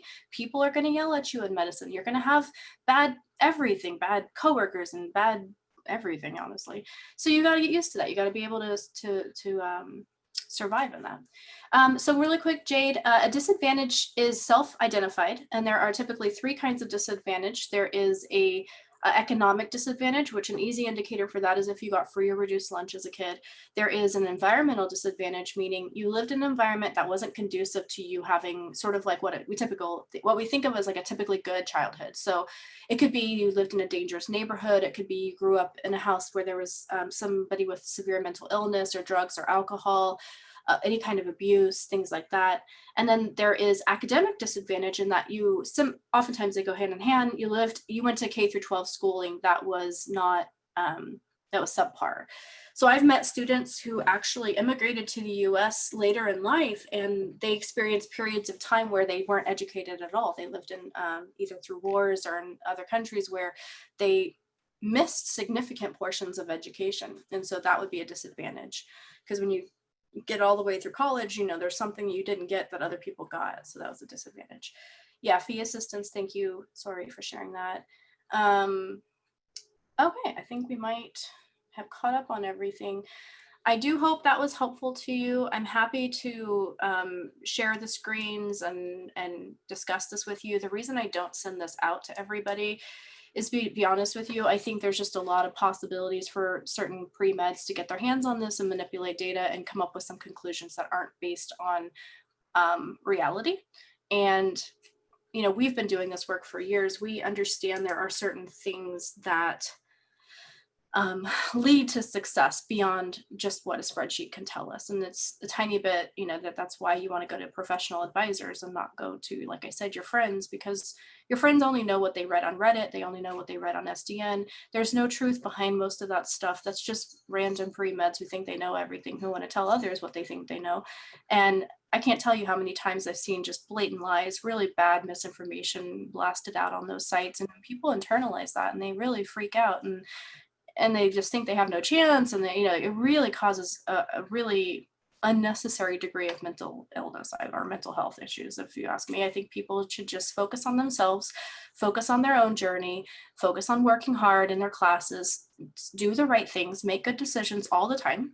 If you're always making good decisions, you're helping people, you're being kind, you're happy. Being happy is a huge component to getting into med school. You got to be, easygoing and able to talk to people. And you can't be that way if you're super stressed out and you're really, afraid. And I once had a dean of admissions tell me that they can smell fear in people. And I believe it. Like you gotta just kind of trust the process a little bit. Yeah, sorry, that's true. And there are a lot of people who apply and there are people who don't get in, and many people have to try more than one time. And I think that one thing that I want to try to stress to you is, if you apply one time to med school and you don't get in on your first try, what happens? Okay, first of all, you're going to lose a lot of money. So that's a real thing. And I'm not trying to minimize that. But other than that, what actually happens? You'll be embarrassed, right? You'll be embarrassed to your friends and family. That's a thing. That's a real thing. You, quote, lose a year of your life, but I would argue you didn't, because you will have grown a lot from that experience. When I work with the reapplicant, the second time they apply, all the time, 100% of the time, they are very different people. The process changes you. And so when you're a reapplicant, you are more than likely going to get it on your second try, just because you've done it once and you're much more mature, you have a lot more insight, and you've worked for a whole year that you can now add to your application. So other than the embarrassment and the money, nothing else happens. You're not going to give up motivation. You're not going to stop wanting to be a doctor. You're not going to, some people just think like the world's going to come to an end if they don't get into med school. And it doesn't. Like, if you've never failed at anything, you never had to try more than one time to get something, well, congratulations to you, but honestly, that's not reality. Like, most people have to try a couple times before they get what they want. Maybe whether it's like getting the grade you wanted, or if you've ever played sports, you realize you don't walk on the field and get, everything perfect the first time. It takes a long time to get that right. So try to think about med school in the same way. You're going to try once. If you get it on your first try, everyone will be happy for you. If you don't get it on your first try, you're going to be like many other people. No big deal. You try again. You'll get it on your second try. Most time that happens. But if you take away the fear of failing, there's nothing to be afraid of. It's just a process. You will get into med school. You just have to have faith in that process. Like I said, the reason why people don't get in is because they're not the kind of people that people want to be around. So try to think about that. Like, probably all of you are really pleasant people. You're all really, kind and happy, and you help each other. Be like that and you'll be fine. There's nothing to be afraid of. Yeah, Doug's telling me we need to get out of here. I understand, Doug. Well, let's take a break. It's been really fun talking with you. I really appreciate the interaction, and we'll see you again. I will see you again next month. I'm going to turn it over to Doug and the med school. And Raimondo, I'm going to actually talk about med schools and culture later. So hang tight. Come back to one of those sessions, and I'm going to talk all about that. Okay. Thank you, Joanne. We're going to get ready to go here. So let me introduce Anthony. He is a teacher with the Princeton Review, and he's here to give you guys a bit of a mini lesson on what looks like to be the endocrine, cardiovascular, lymphatic, and immune systems, which are all the systems with pipes in them, basically. So I'm going to turn it over to Anthony. And if you have any questions, go ahead and pop into the chat box. And Anthony, I will bring questions to your attention as they become relevant. Sounds good. Thank you for the introduction. If I'm not looking at you, just because my screen setup is a little awkward, I have to write over here, but my slides are over here. So just in case I am paying attention to you. But yeah, like Douglas said, my name's Anthony, and I'm a Princeton Review bio teacher. UC Davis has a special place in my heart because both of my siblings are UC Davis alum. And that was actually a very nice pre-med talk. My brother went on to med school after UC Davis, so I saw him go through that. And it's an amazing talk to have, an amazing resource to have a talk like that, because that is very helpful. But without further ado, let's hop into our Mcat bio. I chose lecture 8 because it's pretty, it's one of my favorites. A lot of nice diagrams, and the way the Mcat bio is split up, in my very subjective opinion, I think it's actually one of the most important sections. Not that med schools necessarily weigh it any more than they weigh any of the other sections, but just because it tends to pop up in all of these sections. You know, they revamped the Mcat a couple of years ago, possibly in 2015, that's my guess, but your pre-health advisors would know better. It's just because it pops up everywhere. And back in the day, in the physics section, if you were getting a torque problem, you would get something like a doorknob and a ruler and how far is the doorknob from the hinge and all that stuff. Now, if you're getting a torque problem, it's probably gonna be like, oh, someone's throwing a tennis ball and, you know, the elbow joint and there's certain ligaments and all that. They're just bio-coding all of their stuff. And you even see that in Gen Chem now. Rather than just give you chemical equations, they're gonna give you chemical equations pertinent to physiology. And you'll see it in Psych Soc as well. The only place where you're kind of bio-free is cars. But it's just everything has a bio coding now. So that's why I think it's more important. Most important, again, that's not necessarily true. That's just my own biased opinion, but it's good to know. And we're gonna go through just a couple of these slides, of course, not all of them. Generally, our lectures are 3-hour bio lectures, so we're not gonna go through all of them. And we'll do a practice passage at the end to see how these passages kind of, how all of these topics build up into a passage, because the AAMC really likes to disguise all of this stuff in their passage. So, and this is the Princeton Review classroom. So this is how it looks from my teacher end. You're getting a sneak peek of what it looks like on the teacher end over here. Really, it's pretty identical to what you would have if you were a student, except I have all of these additional functions on the side that you wouldn't have. And generally, I replaced our Zoom chat box with our public chat right here, because I ask a lot of questions as I am going through the lecture, just to make sure you're still with me. So feel free to participate. Please just put in answers as I go through in the chat box. All right, let's go ahead. So two things are that we have to split up in our heads right away are endocrine system versus exocrine system. The endocrine glands produce what? What are the products of the endocrine system? And feel free in the chat box, just throw it out. What are the products of the endocrine system?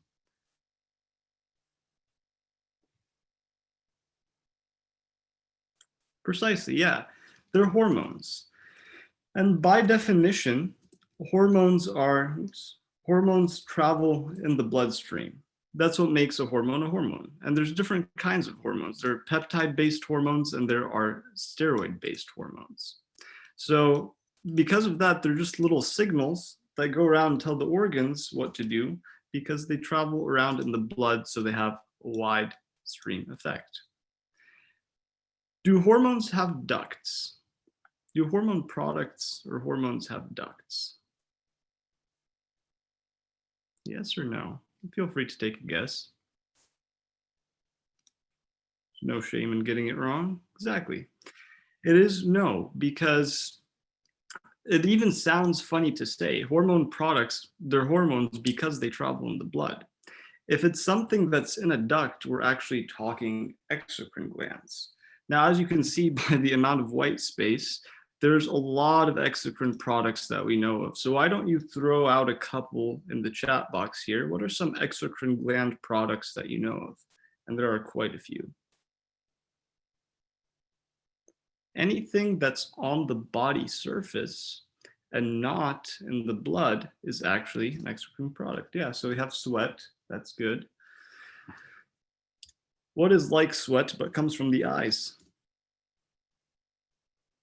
Tears, yeah, you know, I was giving a speech, and when I got a little emotional during my speech and these fluids started coming from my eyes, I just told the audience my eyes were sweating, nothing else. But what else do we have? We have tears, quite a few. Saliva, nice. Yeah. We also have breast milk, mucus, great. Oops. We also have the You know, all my students don't see me operating these functions in the back. I wonder how it looks on your side. We have digestive enzymes, skin oil. You know, you have that, you have oily skin sometimes. That's actually an exocrine product, which is called sebum. We have earwax is an exocrine product. Bile, many acids, and so on. There's more, there's a lot. But these are exocrine products. And as you could tell now, these are not traveling around in our bloodstream. The location of these products is on the body surface or in body cavities. That's one of the main distinctions between the two. On body surface or in body cavities. Now these, as we know, are stored in ducts. Because they don't travel in our blood, but they're made in the body, they have to be stored in ducts until they're released. Which is why we have the tear ducts, we have sweat ducts, and so on. Salivary glands, which have ducts for storage. So these are, yes, they're all stored in ducts except mucus cells, because mucus cells just kind of secrete from their own epithelial lining. So those are special, but the rest have ducts.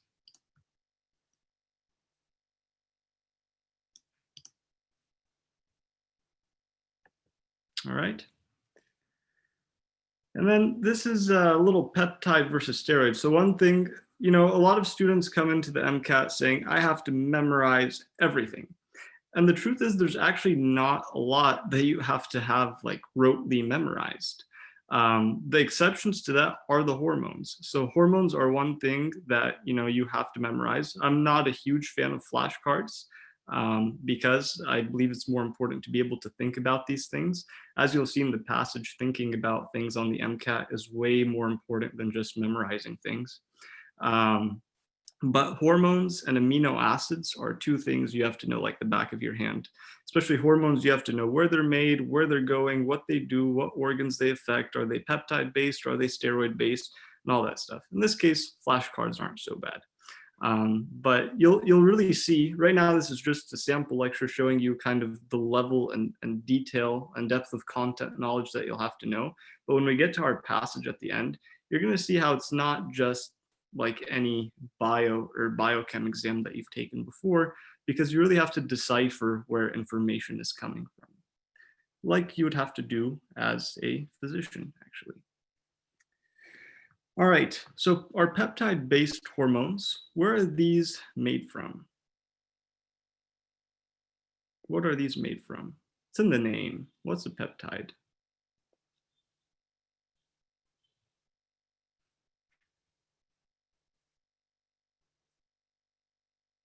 Exactly, they're protein-based. And what are proteins made from? Amino acids, awesome. Yeah, they're amino acids. And so where would you expect the receptor for these peptide-based hormones to be? This involves a little logical jump here. Precisely, on the cell surface, on the membrane, yeah. That makes a lot of sense because we know that, you know, we have different classes of amino acids, hydrophobic, hydrophilic, acidic, basic. We know for the most part, amino acids are actually pretty, you know, conducive in hydrophilic environments. So since the outside of the cell is a hydrophilic environment, we would accept the receptors for peptide-based hormones to also be on the outside of the cell in that hydrophilic environment. But if it binds on the outside of the cell and it has impacts on the inside of the cell, what's its mechanism of action? How is it going to do that communication?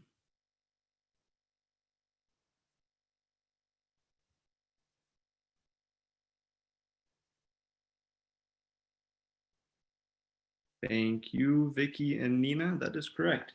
It is a second messenger system. You know, you probably have heard of different ones in your bio classes, depending on what stage you're at in undergrad. But we have GPCRs, G protein coupled receptors. We have receptor tyrosine kinases, RTKs, insulin, which is a hormone made in the beta cells of the pancreas. Those have those are peptide based, and they actually bind to a receptor tyrosine kinase on cell surfaces that open GLUT transporters and allow glucose to come into the cell for digestion or for metabolism.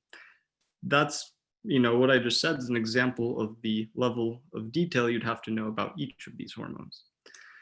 What's the speed of effect? Are these fast or slow?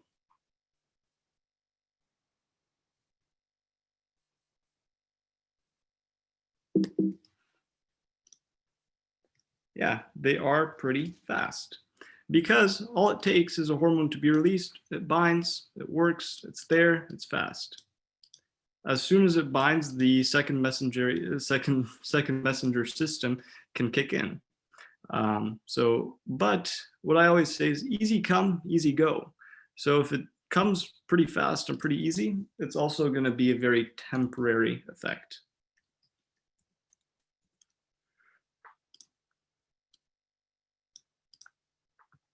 Okay.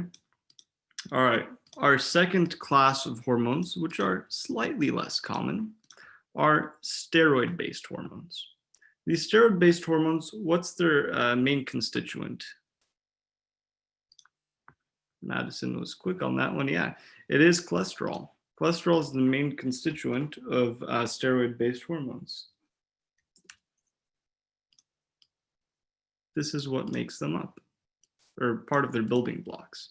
And true, cholesterol is a sophisticated type of lipid, and so on. Location of receptor, then, we know that, cholesterol-based things are actually hydrophobic. So where would you expect these?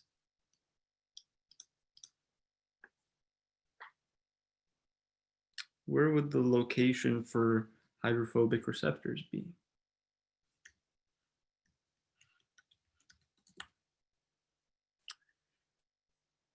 Intracellular.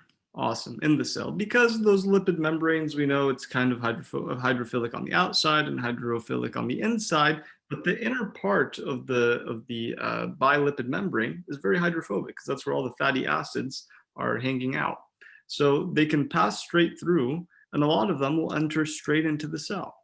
And when they enter straight into the cell, what are their mechanisms of action? Once we have these things enter the cell, what are they going to do? How are they going to have an effect? I was about to give it to you.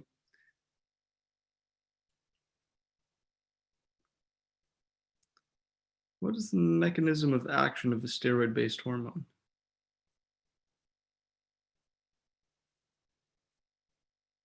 Binds a receptor, okay, not bad. Where?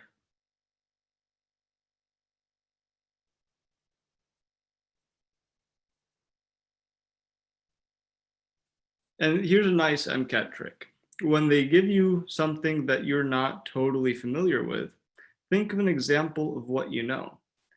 What are two very common steroid-based hormones that we know? Estrogen and testosterone. Those are two common ones. So they, as Nina said, have pretty profound effects. So they have to bind in the nucleus. Why? Because they bind DNA. And when they bind DNA, they modify transcription. Once that testosterone or estrogen starts getting produced in an adolescent male and female, those have pretty profound effects, right? So the speed of effect, as anyone who has gone through puberty can tell you, is pretty slow, but they have more permanent effects, right? So that's why it's useful to always have examples that you're comfortable with for all these topics. Estrogen, testosterone, from experience, speed of effect's pretty slow, but also from experience, longevity of effect is a little bit more permanent. And that's because it acts as a transcription factor. Once that testosterone or estrogen is made, can bind in the nucleus and start, producing all that mRNA and therefore protein that's needed in a male, and that leads to the changes we see in pubescent years and so on. Okay, this is peptide versus steroid. There's a funny one, which is thyroid hormone. Thyroid hormone is made from modified amino acids. So it looks like a peptide hormone, but it actually acts like a steroid hormone, in that it acts more like a transcription factor than it does, a ligand for GPCR or RTK. All right, 3 mechanisms to control hormone release. Does anyone know any one of these 3 mechanisms? What kind of stimulates hormone release? What's going to tell the hormone, get out?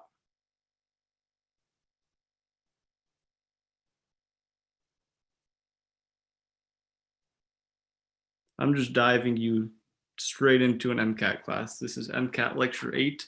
So you'd actually have some background knowledge prior to this, about like 7 lectures worth of background knowledge. So I'm just throwing you straight in, showing you a taste of what it's like to be an MCAT student. Fight or flight response, okay, and feedback, sure, but those are more specific, neurally regulated. So our fight or flight response, which is true, the way the fight or flight response actually works is by firing some action potentials and telling us, hey, you should be doing something else, right? So our neural stimulations and action potential triggers release. And as Ember said, if I pronounce any of your names wrong, feel free to correct me. I mean, you can't unmute yourself, but feel free to give me a phonetic spelling in the chat box. So that was a good example about the fight or flight response, because that's the sympathetic nervous system. And the sympathetic nervous system triggers release of adrenaline, or epinephrine, which is another name for it, via the firing of action potentials.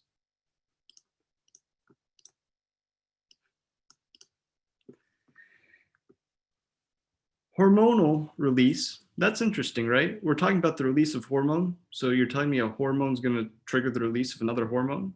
And that's true, actually. Does anyone know the name of a hormone that, what do we call hormones that trigger the release of other hormones?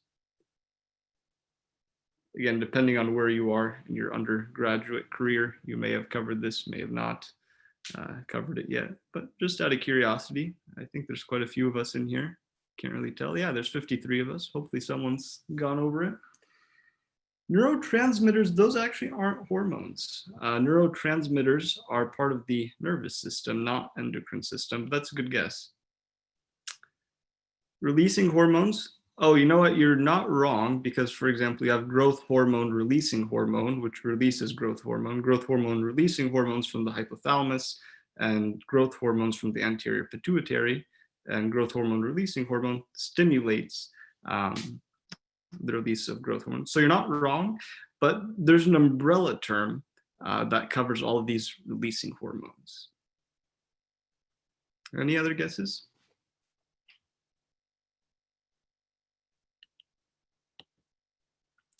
It's called tropic hormones. If you've ever heard the term tropic hormones, those are hormones that, stimulate the release of other hormones, tropic hormones. Another example, other than growth hormone releasing hormone, is adrenocorticotropic hormone. I like that one because it actually has the word tropic built into its name. So what you see is ACTH over here is adrenocorticotropic hormone. And this triggers the release of hormones from the adrenal cortex.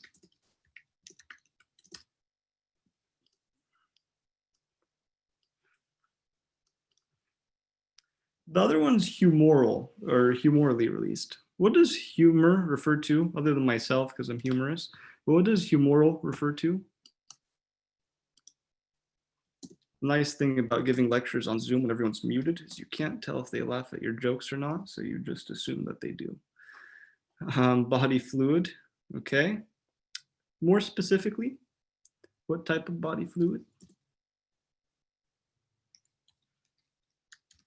Awesome, yeah, that's correct, Carolyn. It's something in the blood which is not itself a hormone, but it triggers its release, right? So there's a lot of examples of these. people are like, what? What are you talking about? How is there something traveling in the blood that's not a hormone, but that stimulates hormone release? Well, what about glucose, right? Because glucose, when it's present, it actually stimulates the release of insulin, telling the body, hey, there's enough glucose, let's start doing something with it. And so on. And also you have the absence of glucose will then release glucagon, telling your body, hey, you're kind of starving now, you should start breaking down those fats or breaking down that glycogen or doing something else. And we also know sodium. When we have a lot of salt in our blood because we just went and ate like 5 buckets of large fries, that's going to release a lot of aldosterone, an antidiuretic hormone, which is going to want to take up more water into the bloodstream to dilute that high salt concentration, which is why people who have high blood pressure are not supposed to have too much sodium. Then we also have calcium, and calcium controls parathyroid hormone release and calcitonin release, which if you were a student, we would talk about this 2 lectures from now, and so on.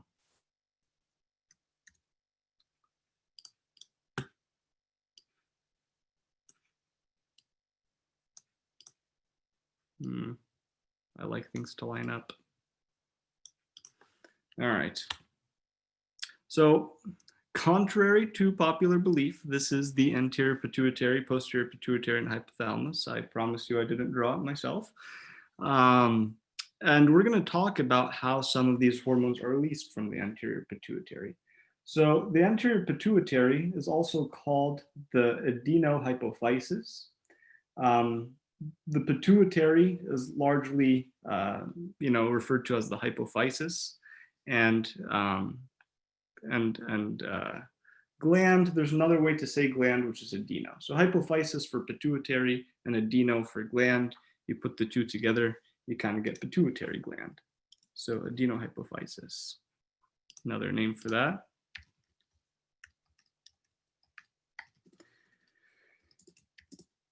Depending how far out you are from taking your MCAT, it's always nice to consider, for example, if you are a bio major or some rendition of a bio major, you're going to cover a lot of this stuff in your classes. And then when you study for your MCAT, this will be more review than if you didn't cover this stuff in your MCAT. This definitely should not be any bearing on what you major in.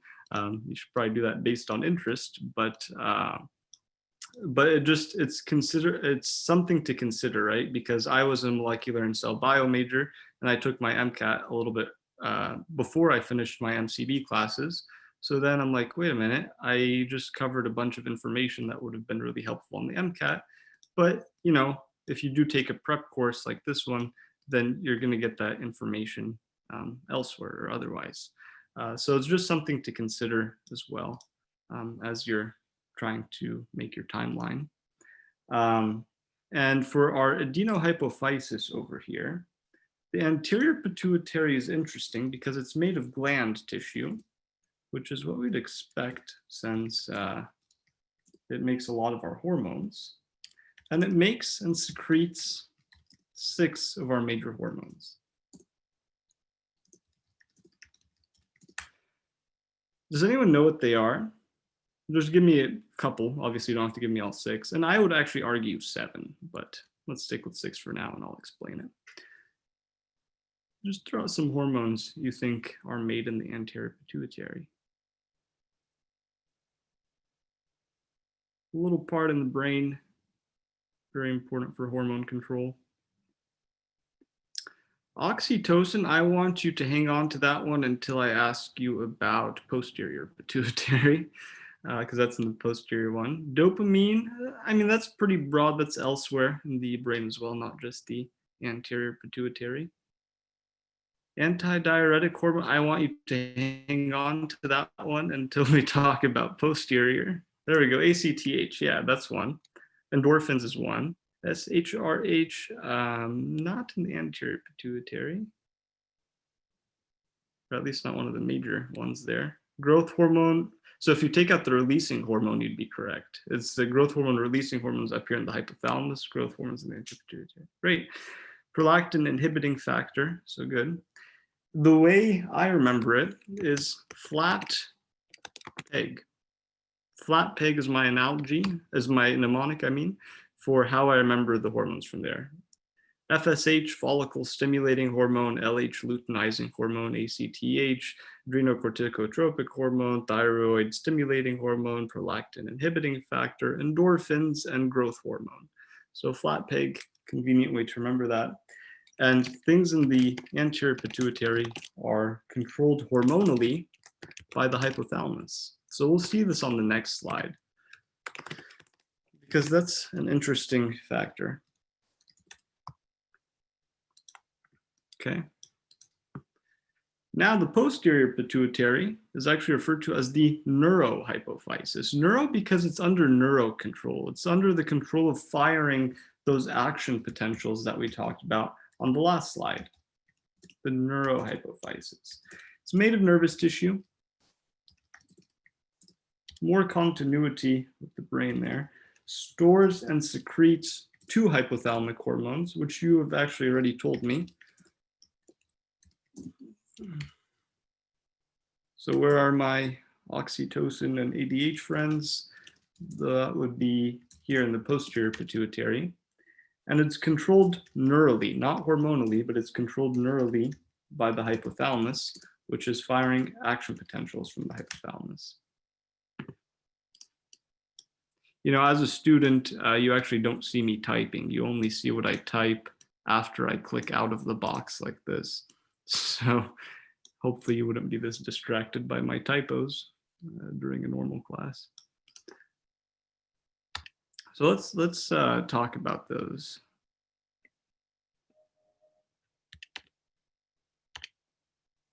Okay. Here again is our hypothalamus, and we can start with the anterior pituitary because we have these neurons. Neurons are, you know, the main cell of the nervous system. Here's our neurons with our dendrite, our soma, our axons, and the cell body, the soma, is found in the hypothalamus. The neurotransmitters are actually made in the soma over here.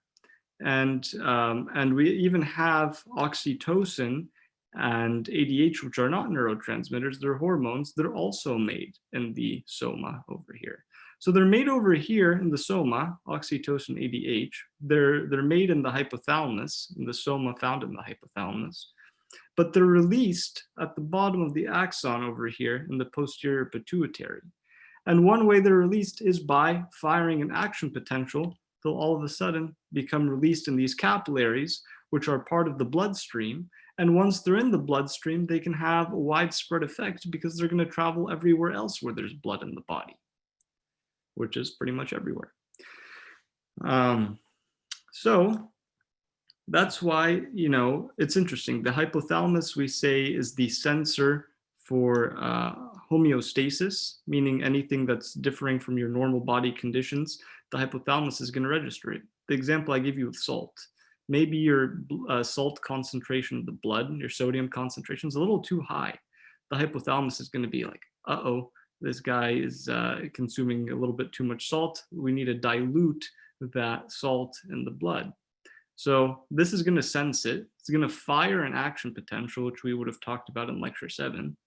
And once the action potential is fired, it's going to release antidiuretic hormone, vasopressin is another name for it, into the blood. And that's going to cause a lot of water to come into the bloodstream in order to dilute that high salt concentration, which is actually going to give people high blood pressure. But it will fix the osmotic balance. Let me match my blue here, maybe like this one, close enough. So what this tells us is these neurons produce and transport hormones.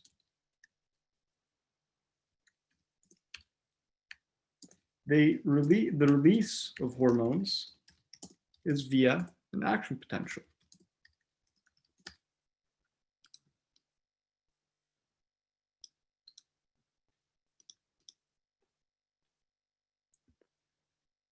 Now, there's a lot of nitty-gritty details that I'm telling you here that are relatively important. But what I always tell my students is, it's not, this exam, content is half the battle. Content is half the battle, and being able to take the exam is the other half of the battle. And again, we'll see that during the passage. I'm only going to give the sample lecture for a couple more minutes, and then we'll move on to the passage. And as we move on to the passage, you'll see what I mean by how information is embedded, especially if this is your first time ever seeing MCAT related questions. So content is half the battle, and I never want students to get bogged down by content, because there are people who can know all the content in the world and not do as well as someone who only knows, you know, some of the content, but can take this, can see through this exam really well. It's not like the SAT where there's tricks and so on. It's more of, you know, how the information is presented to you. And when we get there, I'll point out it's really, you know, being like a physician. As a physician, you're going to have, you know, a patient coming to you and complaining and giving you your chief complaints. Those chief complaints you have to decipher from all the mumbo jumbo in the paragraph. And then in addition to the chief complaints, you're going to have some lab results or some test results, which you would have as a physician. But here on the MCAT passage, it just so happens to be like graphs and figures from lab techniques that you're familiar with. And you have to put those chief complaints and the lab results together. You have to put them hand in hand in order to find the best answer. And not only that, you're going to find some symptoms. So some stuff that the patient didn't say, and some stuff that wasn't in the lab results, but some things that you notice for yourself. And those three together will lead you to the right answer, because classic MCAT is to give you, you know, 2 wrong answers and 2 right answers in every one of the questions, but one of the answers is better than the other. So there's one that I can't really blame you if you pick it, but it's not the best answer given all those 3 components in the paragraph, because they have to really go hand in hand to point you in the right direction. So don't get too bogged down with the content. Don't get me wrong, the content's very important, but like I said, it's half the battle. All right, anterior pituitary, a little bit different here.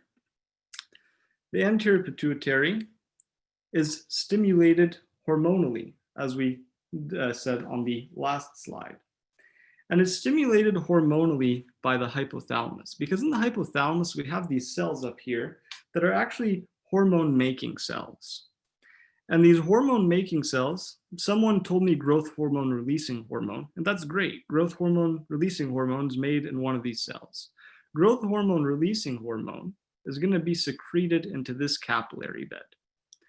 What's really unique, though, is that, this capillary bed is connected to this capillary bed by a vein, by 2 veins, actually.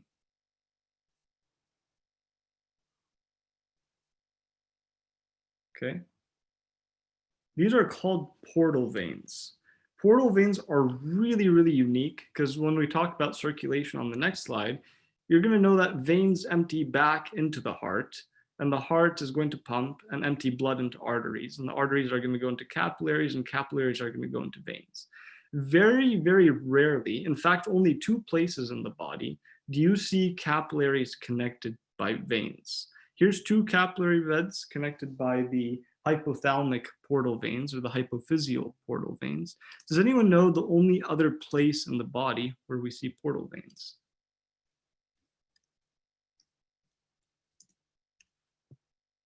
Where's the only other place in the body we see portal veins?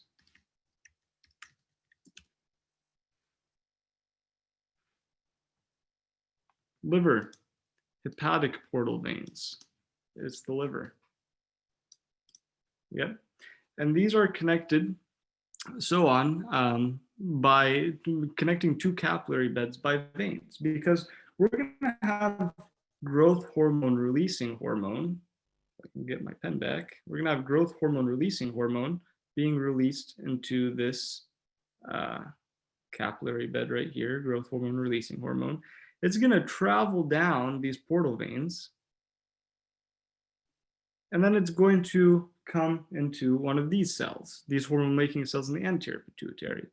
And when they come into contact, it's going to tell these cells, hey, you should be making some growth hormone, right? So we're going to make our growth hormone. And then what the Mcat loves to test on is actually negative feedback inhibition, because we've made our growth hormone. It's going to go back here and say, hey, that's enough growth hormone. And it's going to go up here and say, hey, that's enough growth hormone releasing hormone.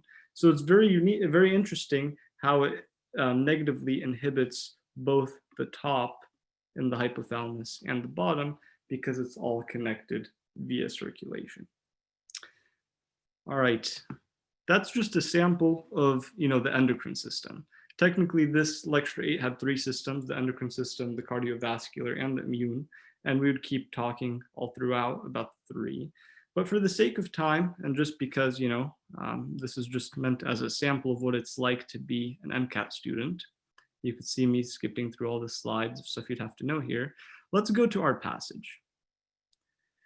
We'll do this passage together. Here's your first taste of Mcat questions. I have to close this somehow. There we go. Here's your first taste of Mcat questions and Mcat passage, and a little bit about the Mcat passage. I told you my spiel about being like a physician. Here's your chief complaints.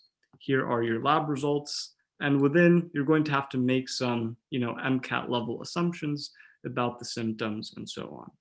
Okay.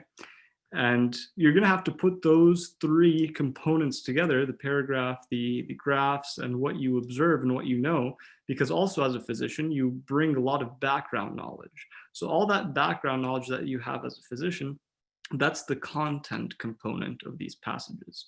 They're really testing to see, can you make logical assumptions based on the information presented to you?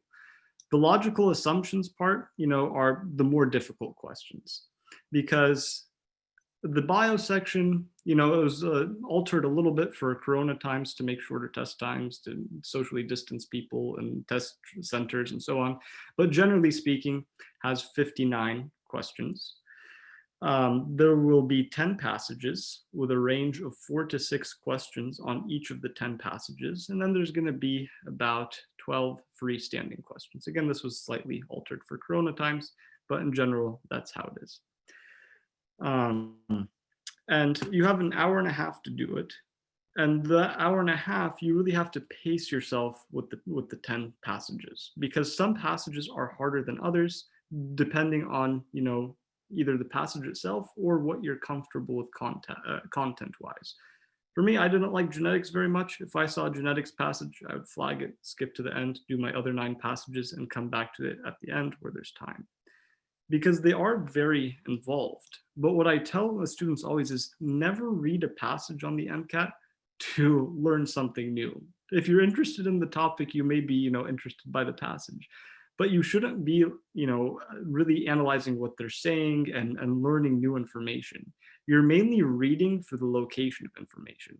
A passage like this, reading-wise, should take no more than 2 minutes, okay? There we go, thank you. Yeah, it's 2 minutes and so on.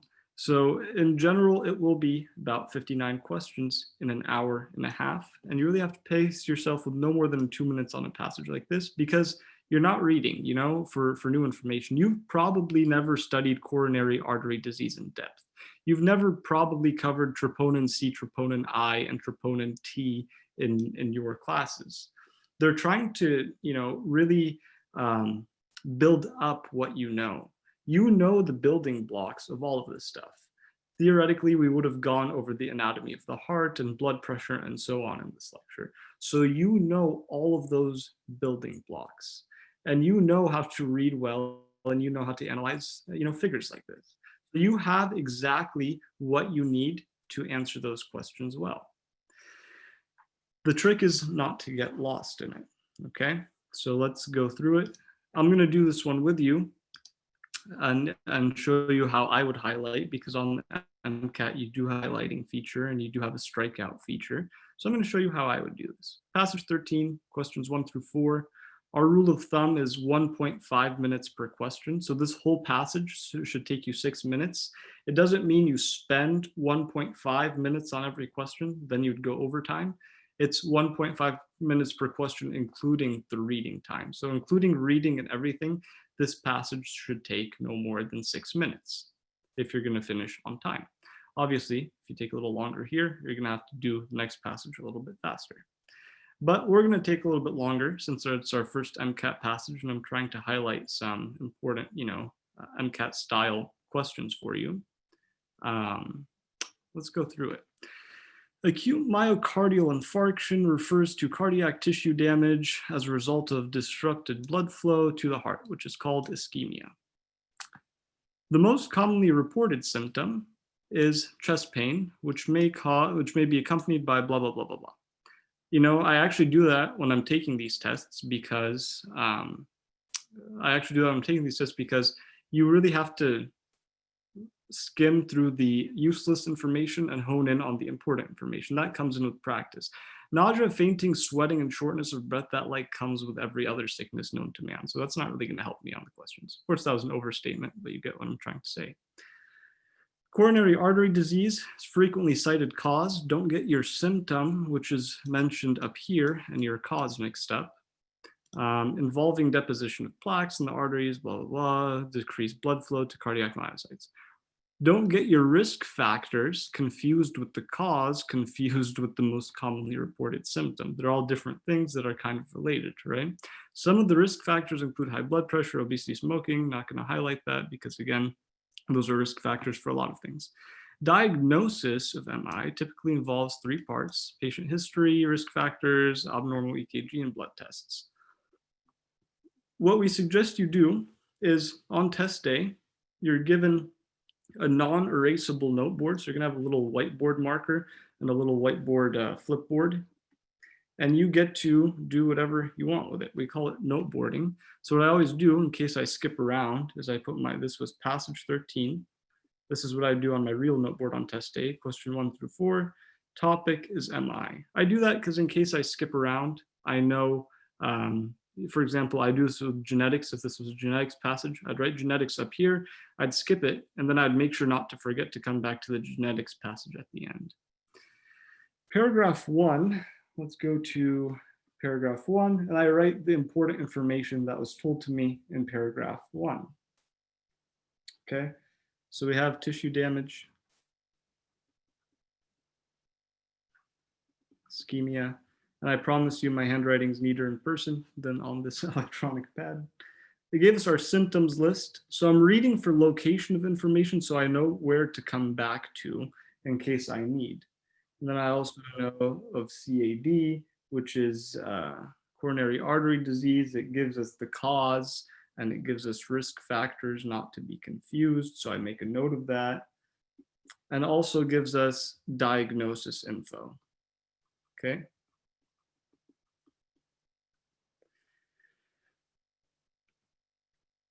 You know all the stuff to, if you've taken basic heart anatomy or bio 1A or whatever it's called, to answer this. It's just disguised. So we got to work through that, disguise. Troponin, highly specific biomarker, can be used to detect occurrence of MI, consists of complex proteins, CI and T. Troponin is found in both cardiac and skeletal muscles, so it's in both. Isoforms differ in cardiomyocytes, okay? Cardiac myocytes, they differ there. When damage to cardiac myocytes occurs, heart releases cardiac troponin into the bloodstream. That's important because we're talking about, a myocardial infarction, which is a fancy word for a heart attack.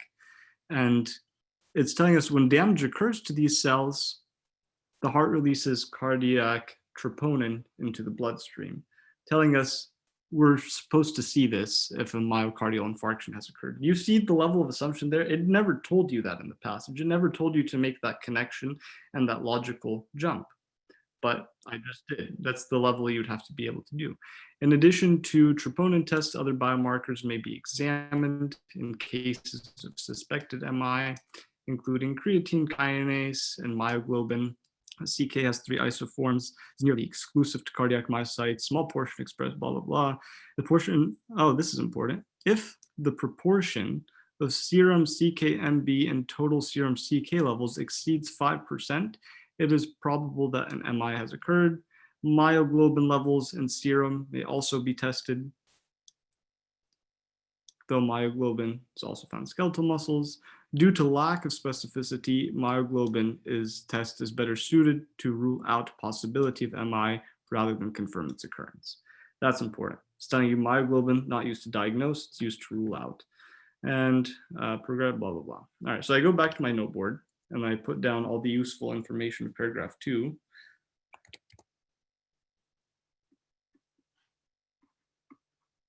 And it tells me troponin to detect MI.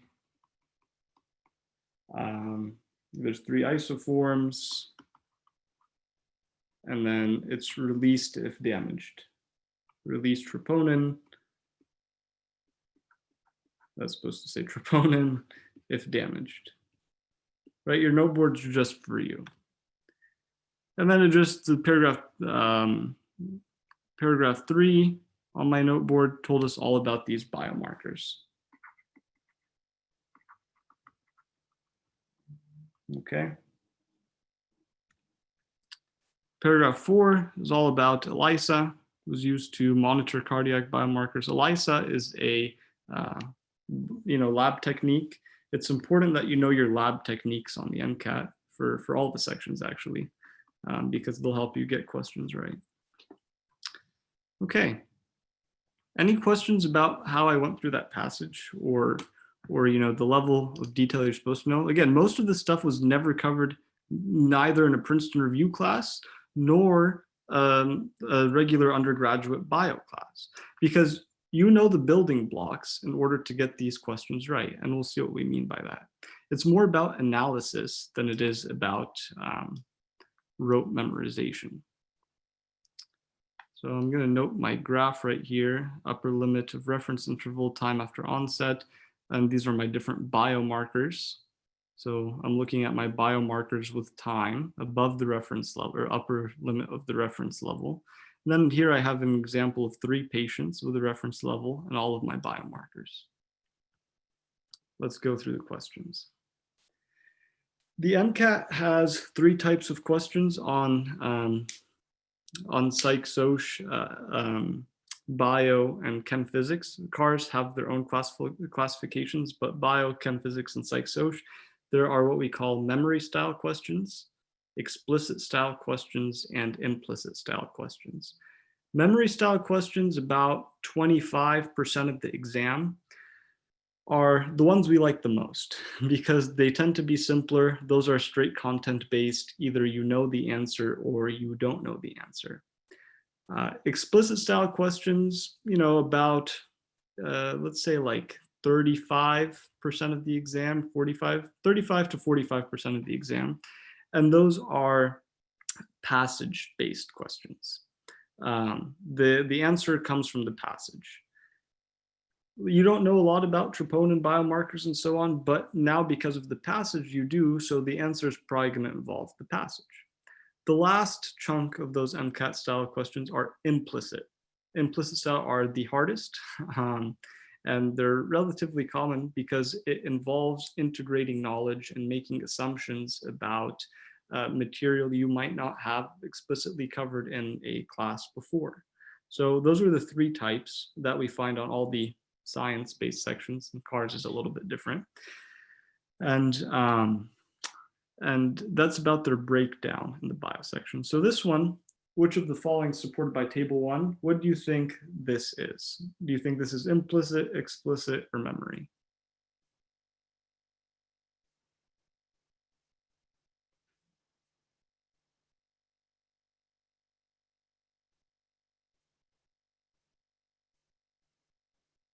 Explicit style question, implicit, memory-based.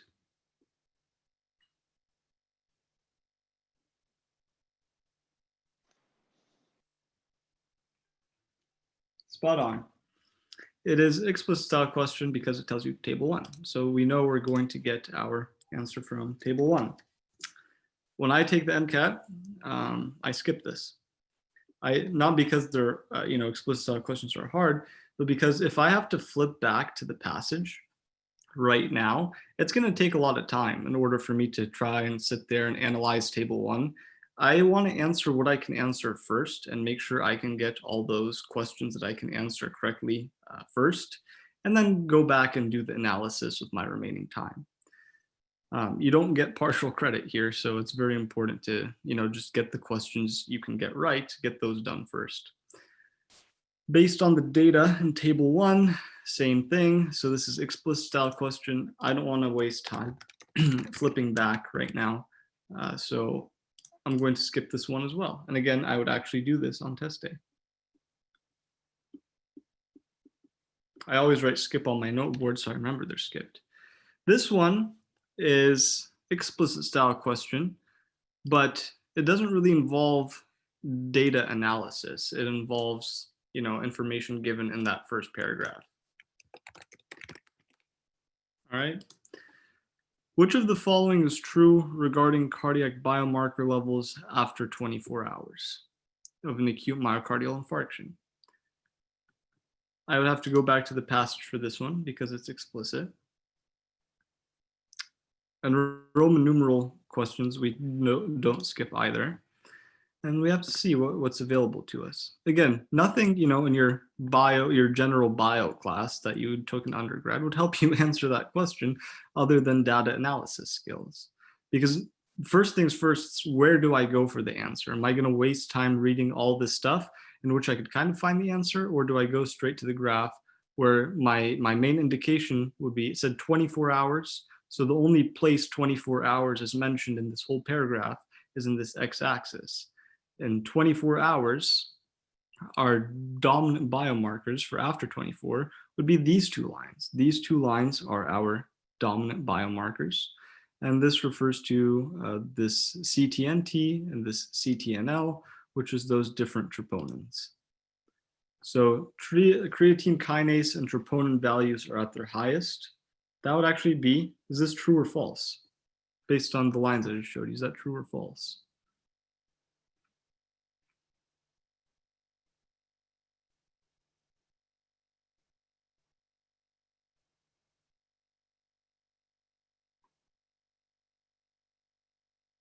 Considering the 2 lines were the highest, it's true. Myoglobin levels have returned to normal. If our normal before an acute myocardial infarction was 0, this is our normal. Again, deciphering that normal means baseline is part of the question. And the other part is, did it return to 0? No, it didn't return to 0. So 2 has to be false.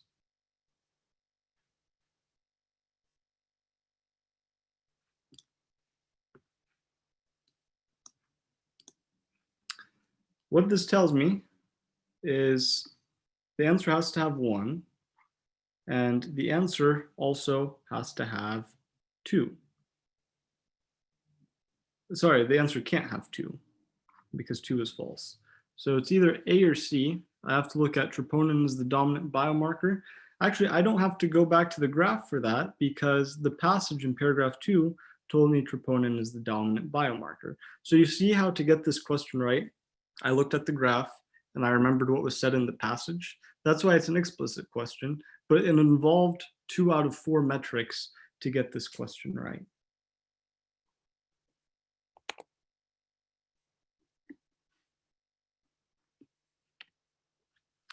All right, this is more of an implicit style question because you have to integrate information and make a logical assumption. This is your most physician-like question on here.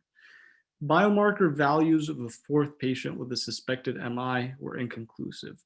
Which of the following would confer an MI occurred in this patient?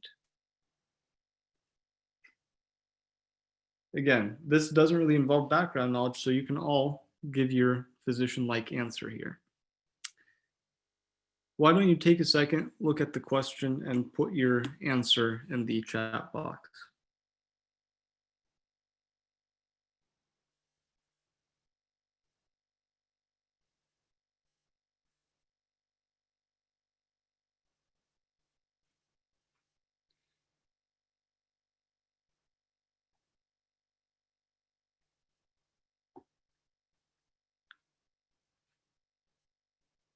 Either tell me the correct one or tell me which one you would eliminate off the bat.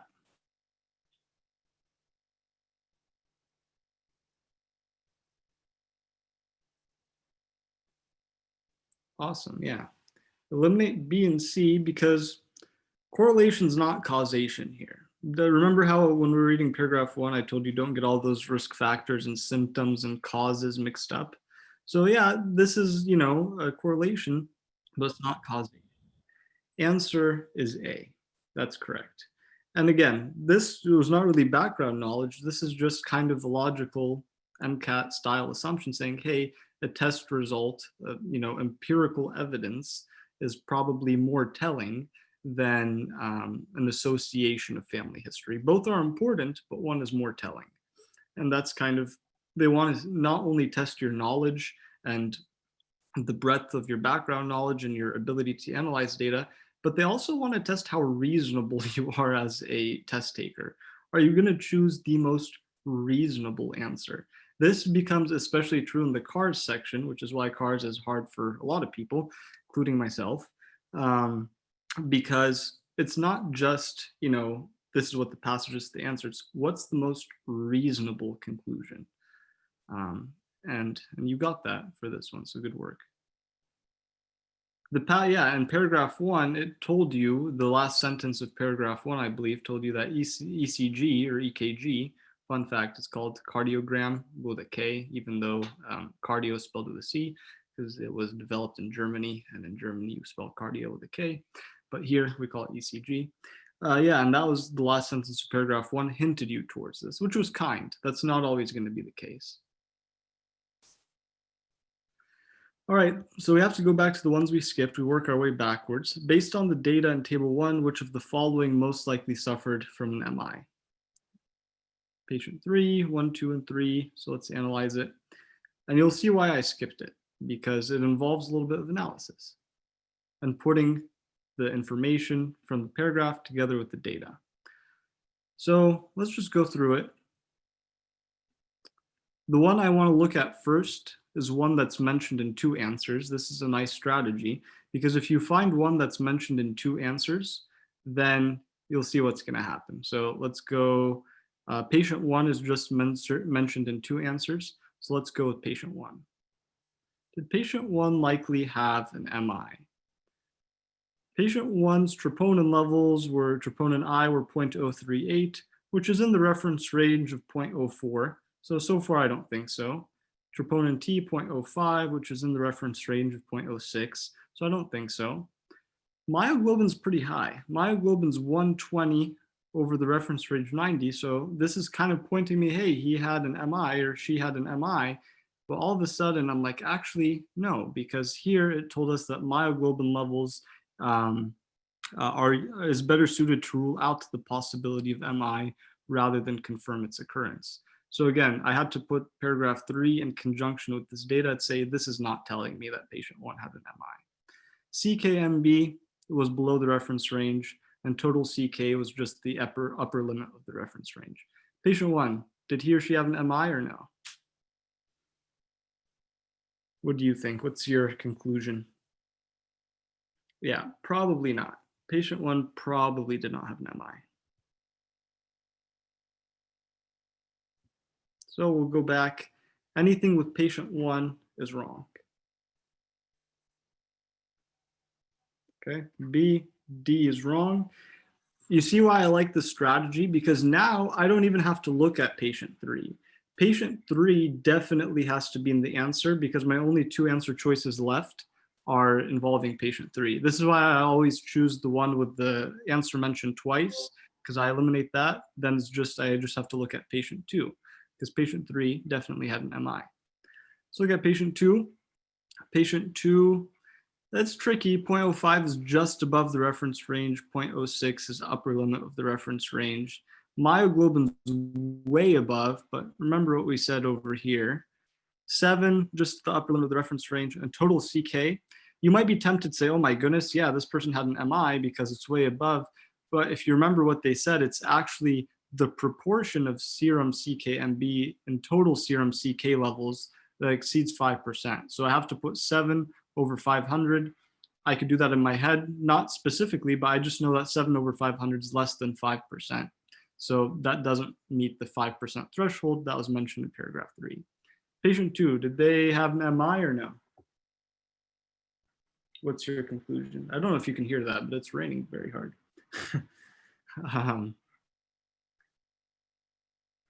Yeah, patient 2, probably not. So an answer with patient 2 would be incorrect. Meaning it is patient 3 only.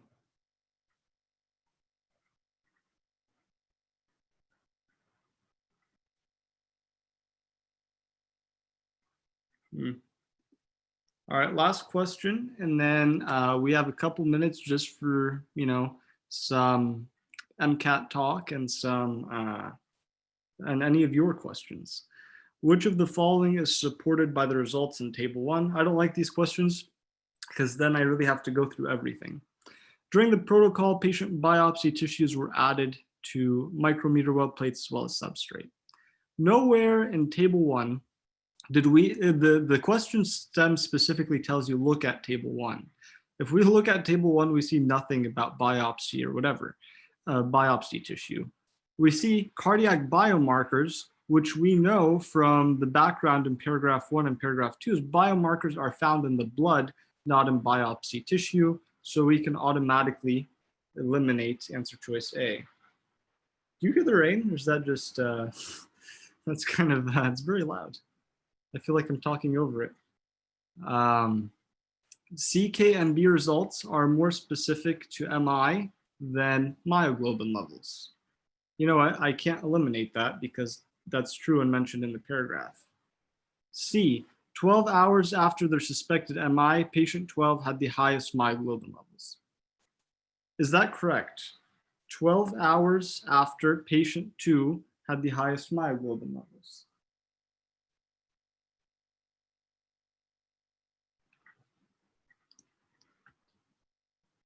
Is that correct? Patient 2 had the highest myoglobin levels after 12 hours.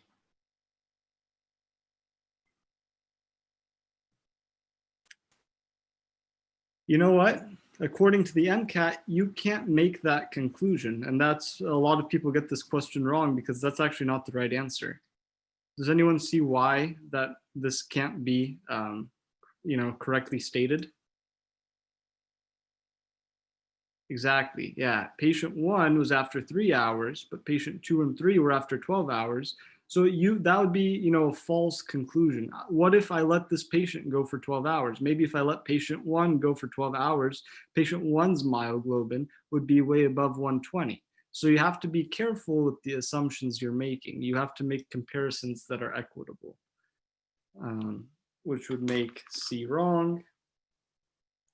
And then D is just an incorrect explanation of ELISA. It's important to know your lab techniques, as I said before. To perform these ELISA assays, 2 antibodies that recognize the same epitope are used. It's 2 antibodies that recognize different epitopes.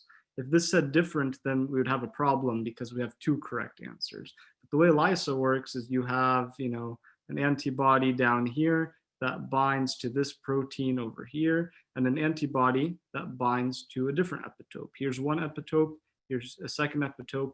So there are 2 different epitopes is how antibody detects the presence of this protein or whatever it's looking at. So that's just an incorrect description of ELISA, meaning that B is the correct answer. You see how content is important because you need to have that background knowledge to answer questions, but it's not the full, it's not the whole game. It's only 50% of the game. So it's really important to get the practice in as well as the content. With that, I'll open up the discussion for any questions. Douglas, if it's okay, I can stop sharing my screen and then I can just chat about the MCAT and open up to student questions. Yes, thank you for that lesson and the content of the passage. So go ahead and pop in the chat box, or you can raise your hand and we can do audio questions for anything related to what Anthony just talked about or the MCAT in general. So go for it.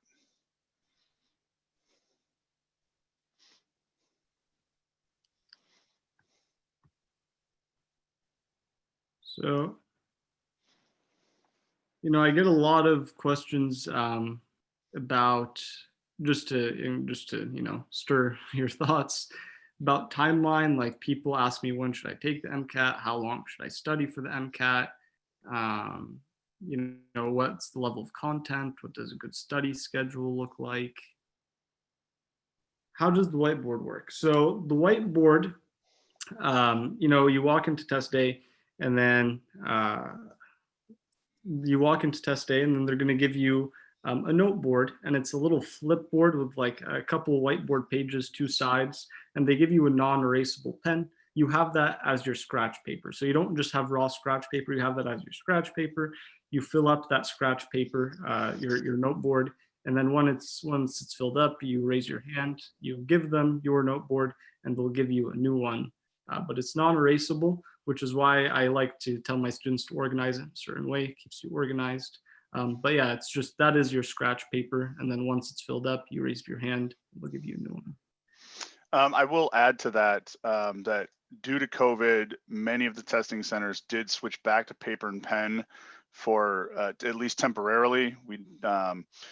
The AMC has said they're going to be using note boards again next year in 2021, but I would suspect that there could be some paper and pen testing centers just because the note boards are difficult to keep sanitized, swapping them back and forth between people.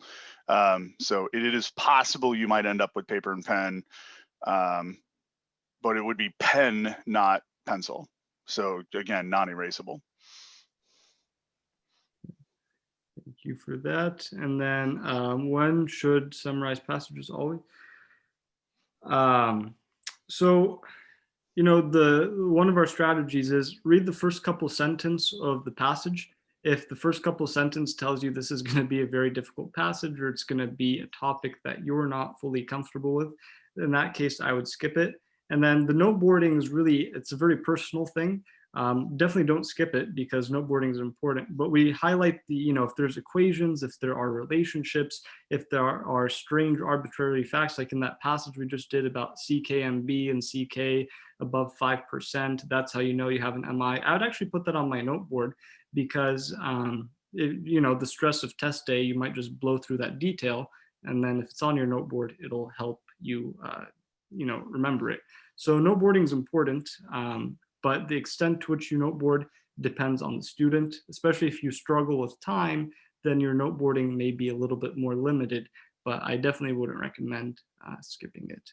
And then, so I note board for almost every passage, and then if I skip a passage, I just put skip on my note board so I know to come back to it. I think you realize this is the practice passage I gave you was directly from the Princeton Review Lecture 8. So it was Princeton Review material that mirrors AAMC relatively well. But the best AAMC material you get is from the AAMC itself, which comes with your Princeton Review package. And I always tell my students that save the AAMC material for closer to test day, because you want to be, as like a well-oiled machine with that AAMC material, because that's going to be your closest representation to test day. So do all your studying, do all your score jumps and all that stuff with the Princeton Review material. And then the last month before test day, just sit down with that AAMC material and really dissect it. For MCAT, also you mentioned, I'm in my gap year right now. So yeah, I did take the MCAT 2 years ago. So I am in my gap year and applying. So I really did enjoy the talk in the beginning as well. It was also inspirational for me. Where would you recommend for someone? The first step I would recommend is don't be intimidated. Because it seems like a lot. There's a lot of material out there. There's a lot of resources. There's a lot of rumors. It's just set it all aside. And it's a test like any, not like any other test. It is different, but no one's born good at the MCAT. It comes with practice. So, the first thing I would do is decide when you're going to take it.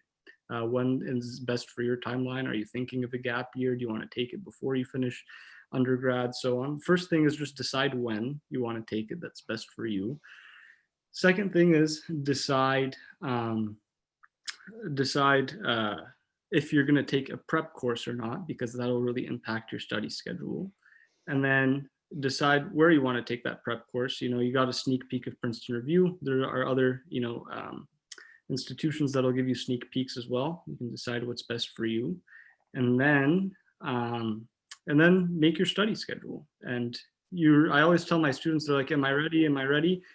Your practice exams are a good indication. I mean, for me personally, and for a lot of my pre-med friends, our last 3 AAMC exams, if we averaged the last 3 AAMC exams purely from the AAMC practice material, it actually mirrored our real score pretty well. So be a dynamic studier, respond to your practice exams. If you're happy with your score, then you're on the right track. If not, don't be discouraged. Just change your study strategy, because no one's born good at the Mcat. It just involves some dynamic studying. So that's all. I mean, first things first, just decide when, decide how you're going to study for it, make a schedule, take it piece by piece, and respond to the feedback you're getting from your results and from your instructors and so on. Thank you. Where would we be able to find out information about? Yeah, you could definitely find out more information on the TPR website. If you call the number, people there are very helpful and can gladly show you walk you through the different classes and so on and your different options. And I'm happy to answer any questions that I can. I'm mainly bio guy, so I prefer to stick in the bio realm, but I'm happy to answer any questions you may have. Back on the question about when, what somebody should do just starting out for MCAT prep, I want to remind everybody, your best thing to start out with is definitely taking a practice test, taking it cold, just to find out what it is you're studying for. And we do offer mock MCATs every quarter. And at the end of this program, by next June or May, we're going to be doing a mock MCAT in probably not in person yet, because we'll probably still be online, but we will be doing a mock MCAT so you can get that experience. My pleasure, everyone. Okay, any other questions? We've got about a minute left.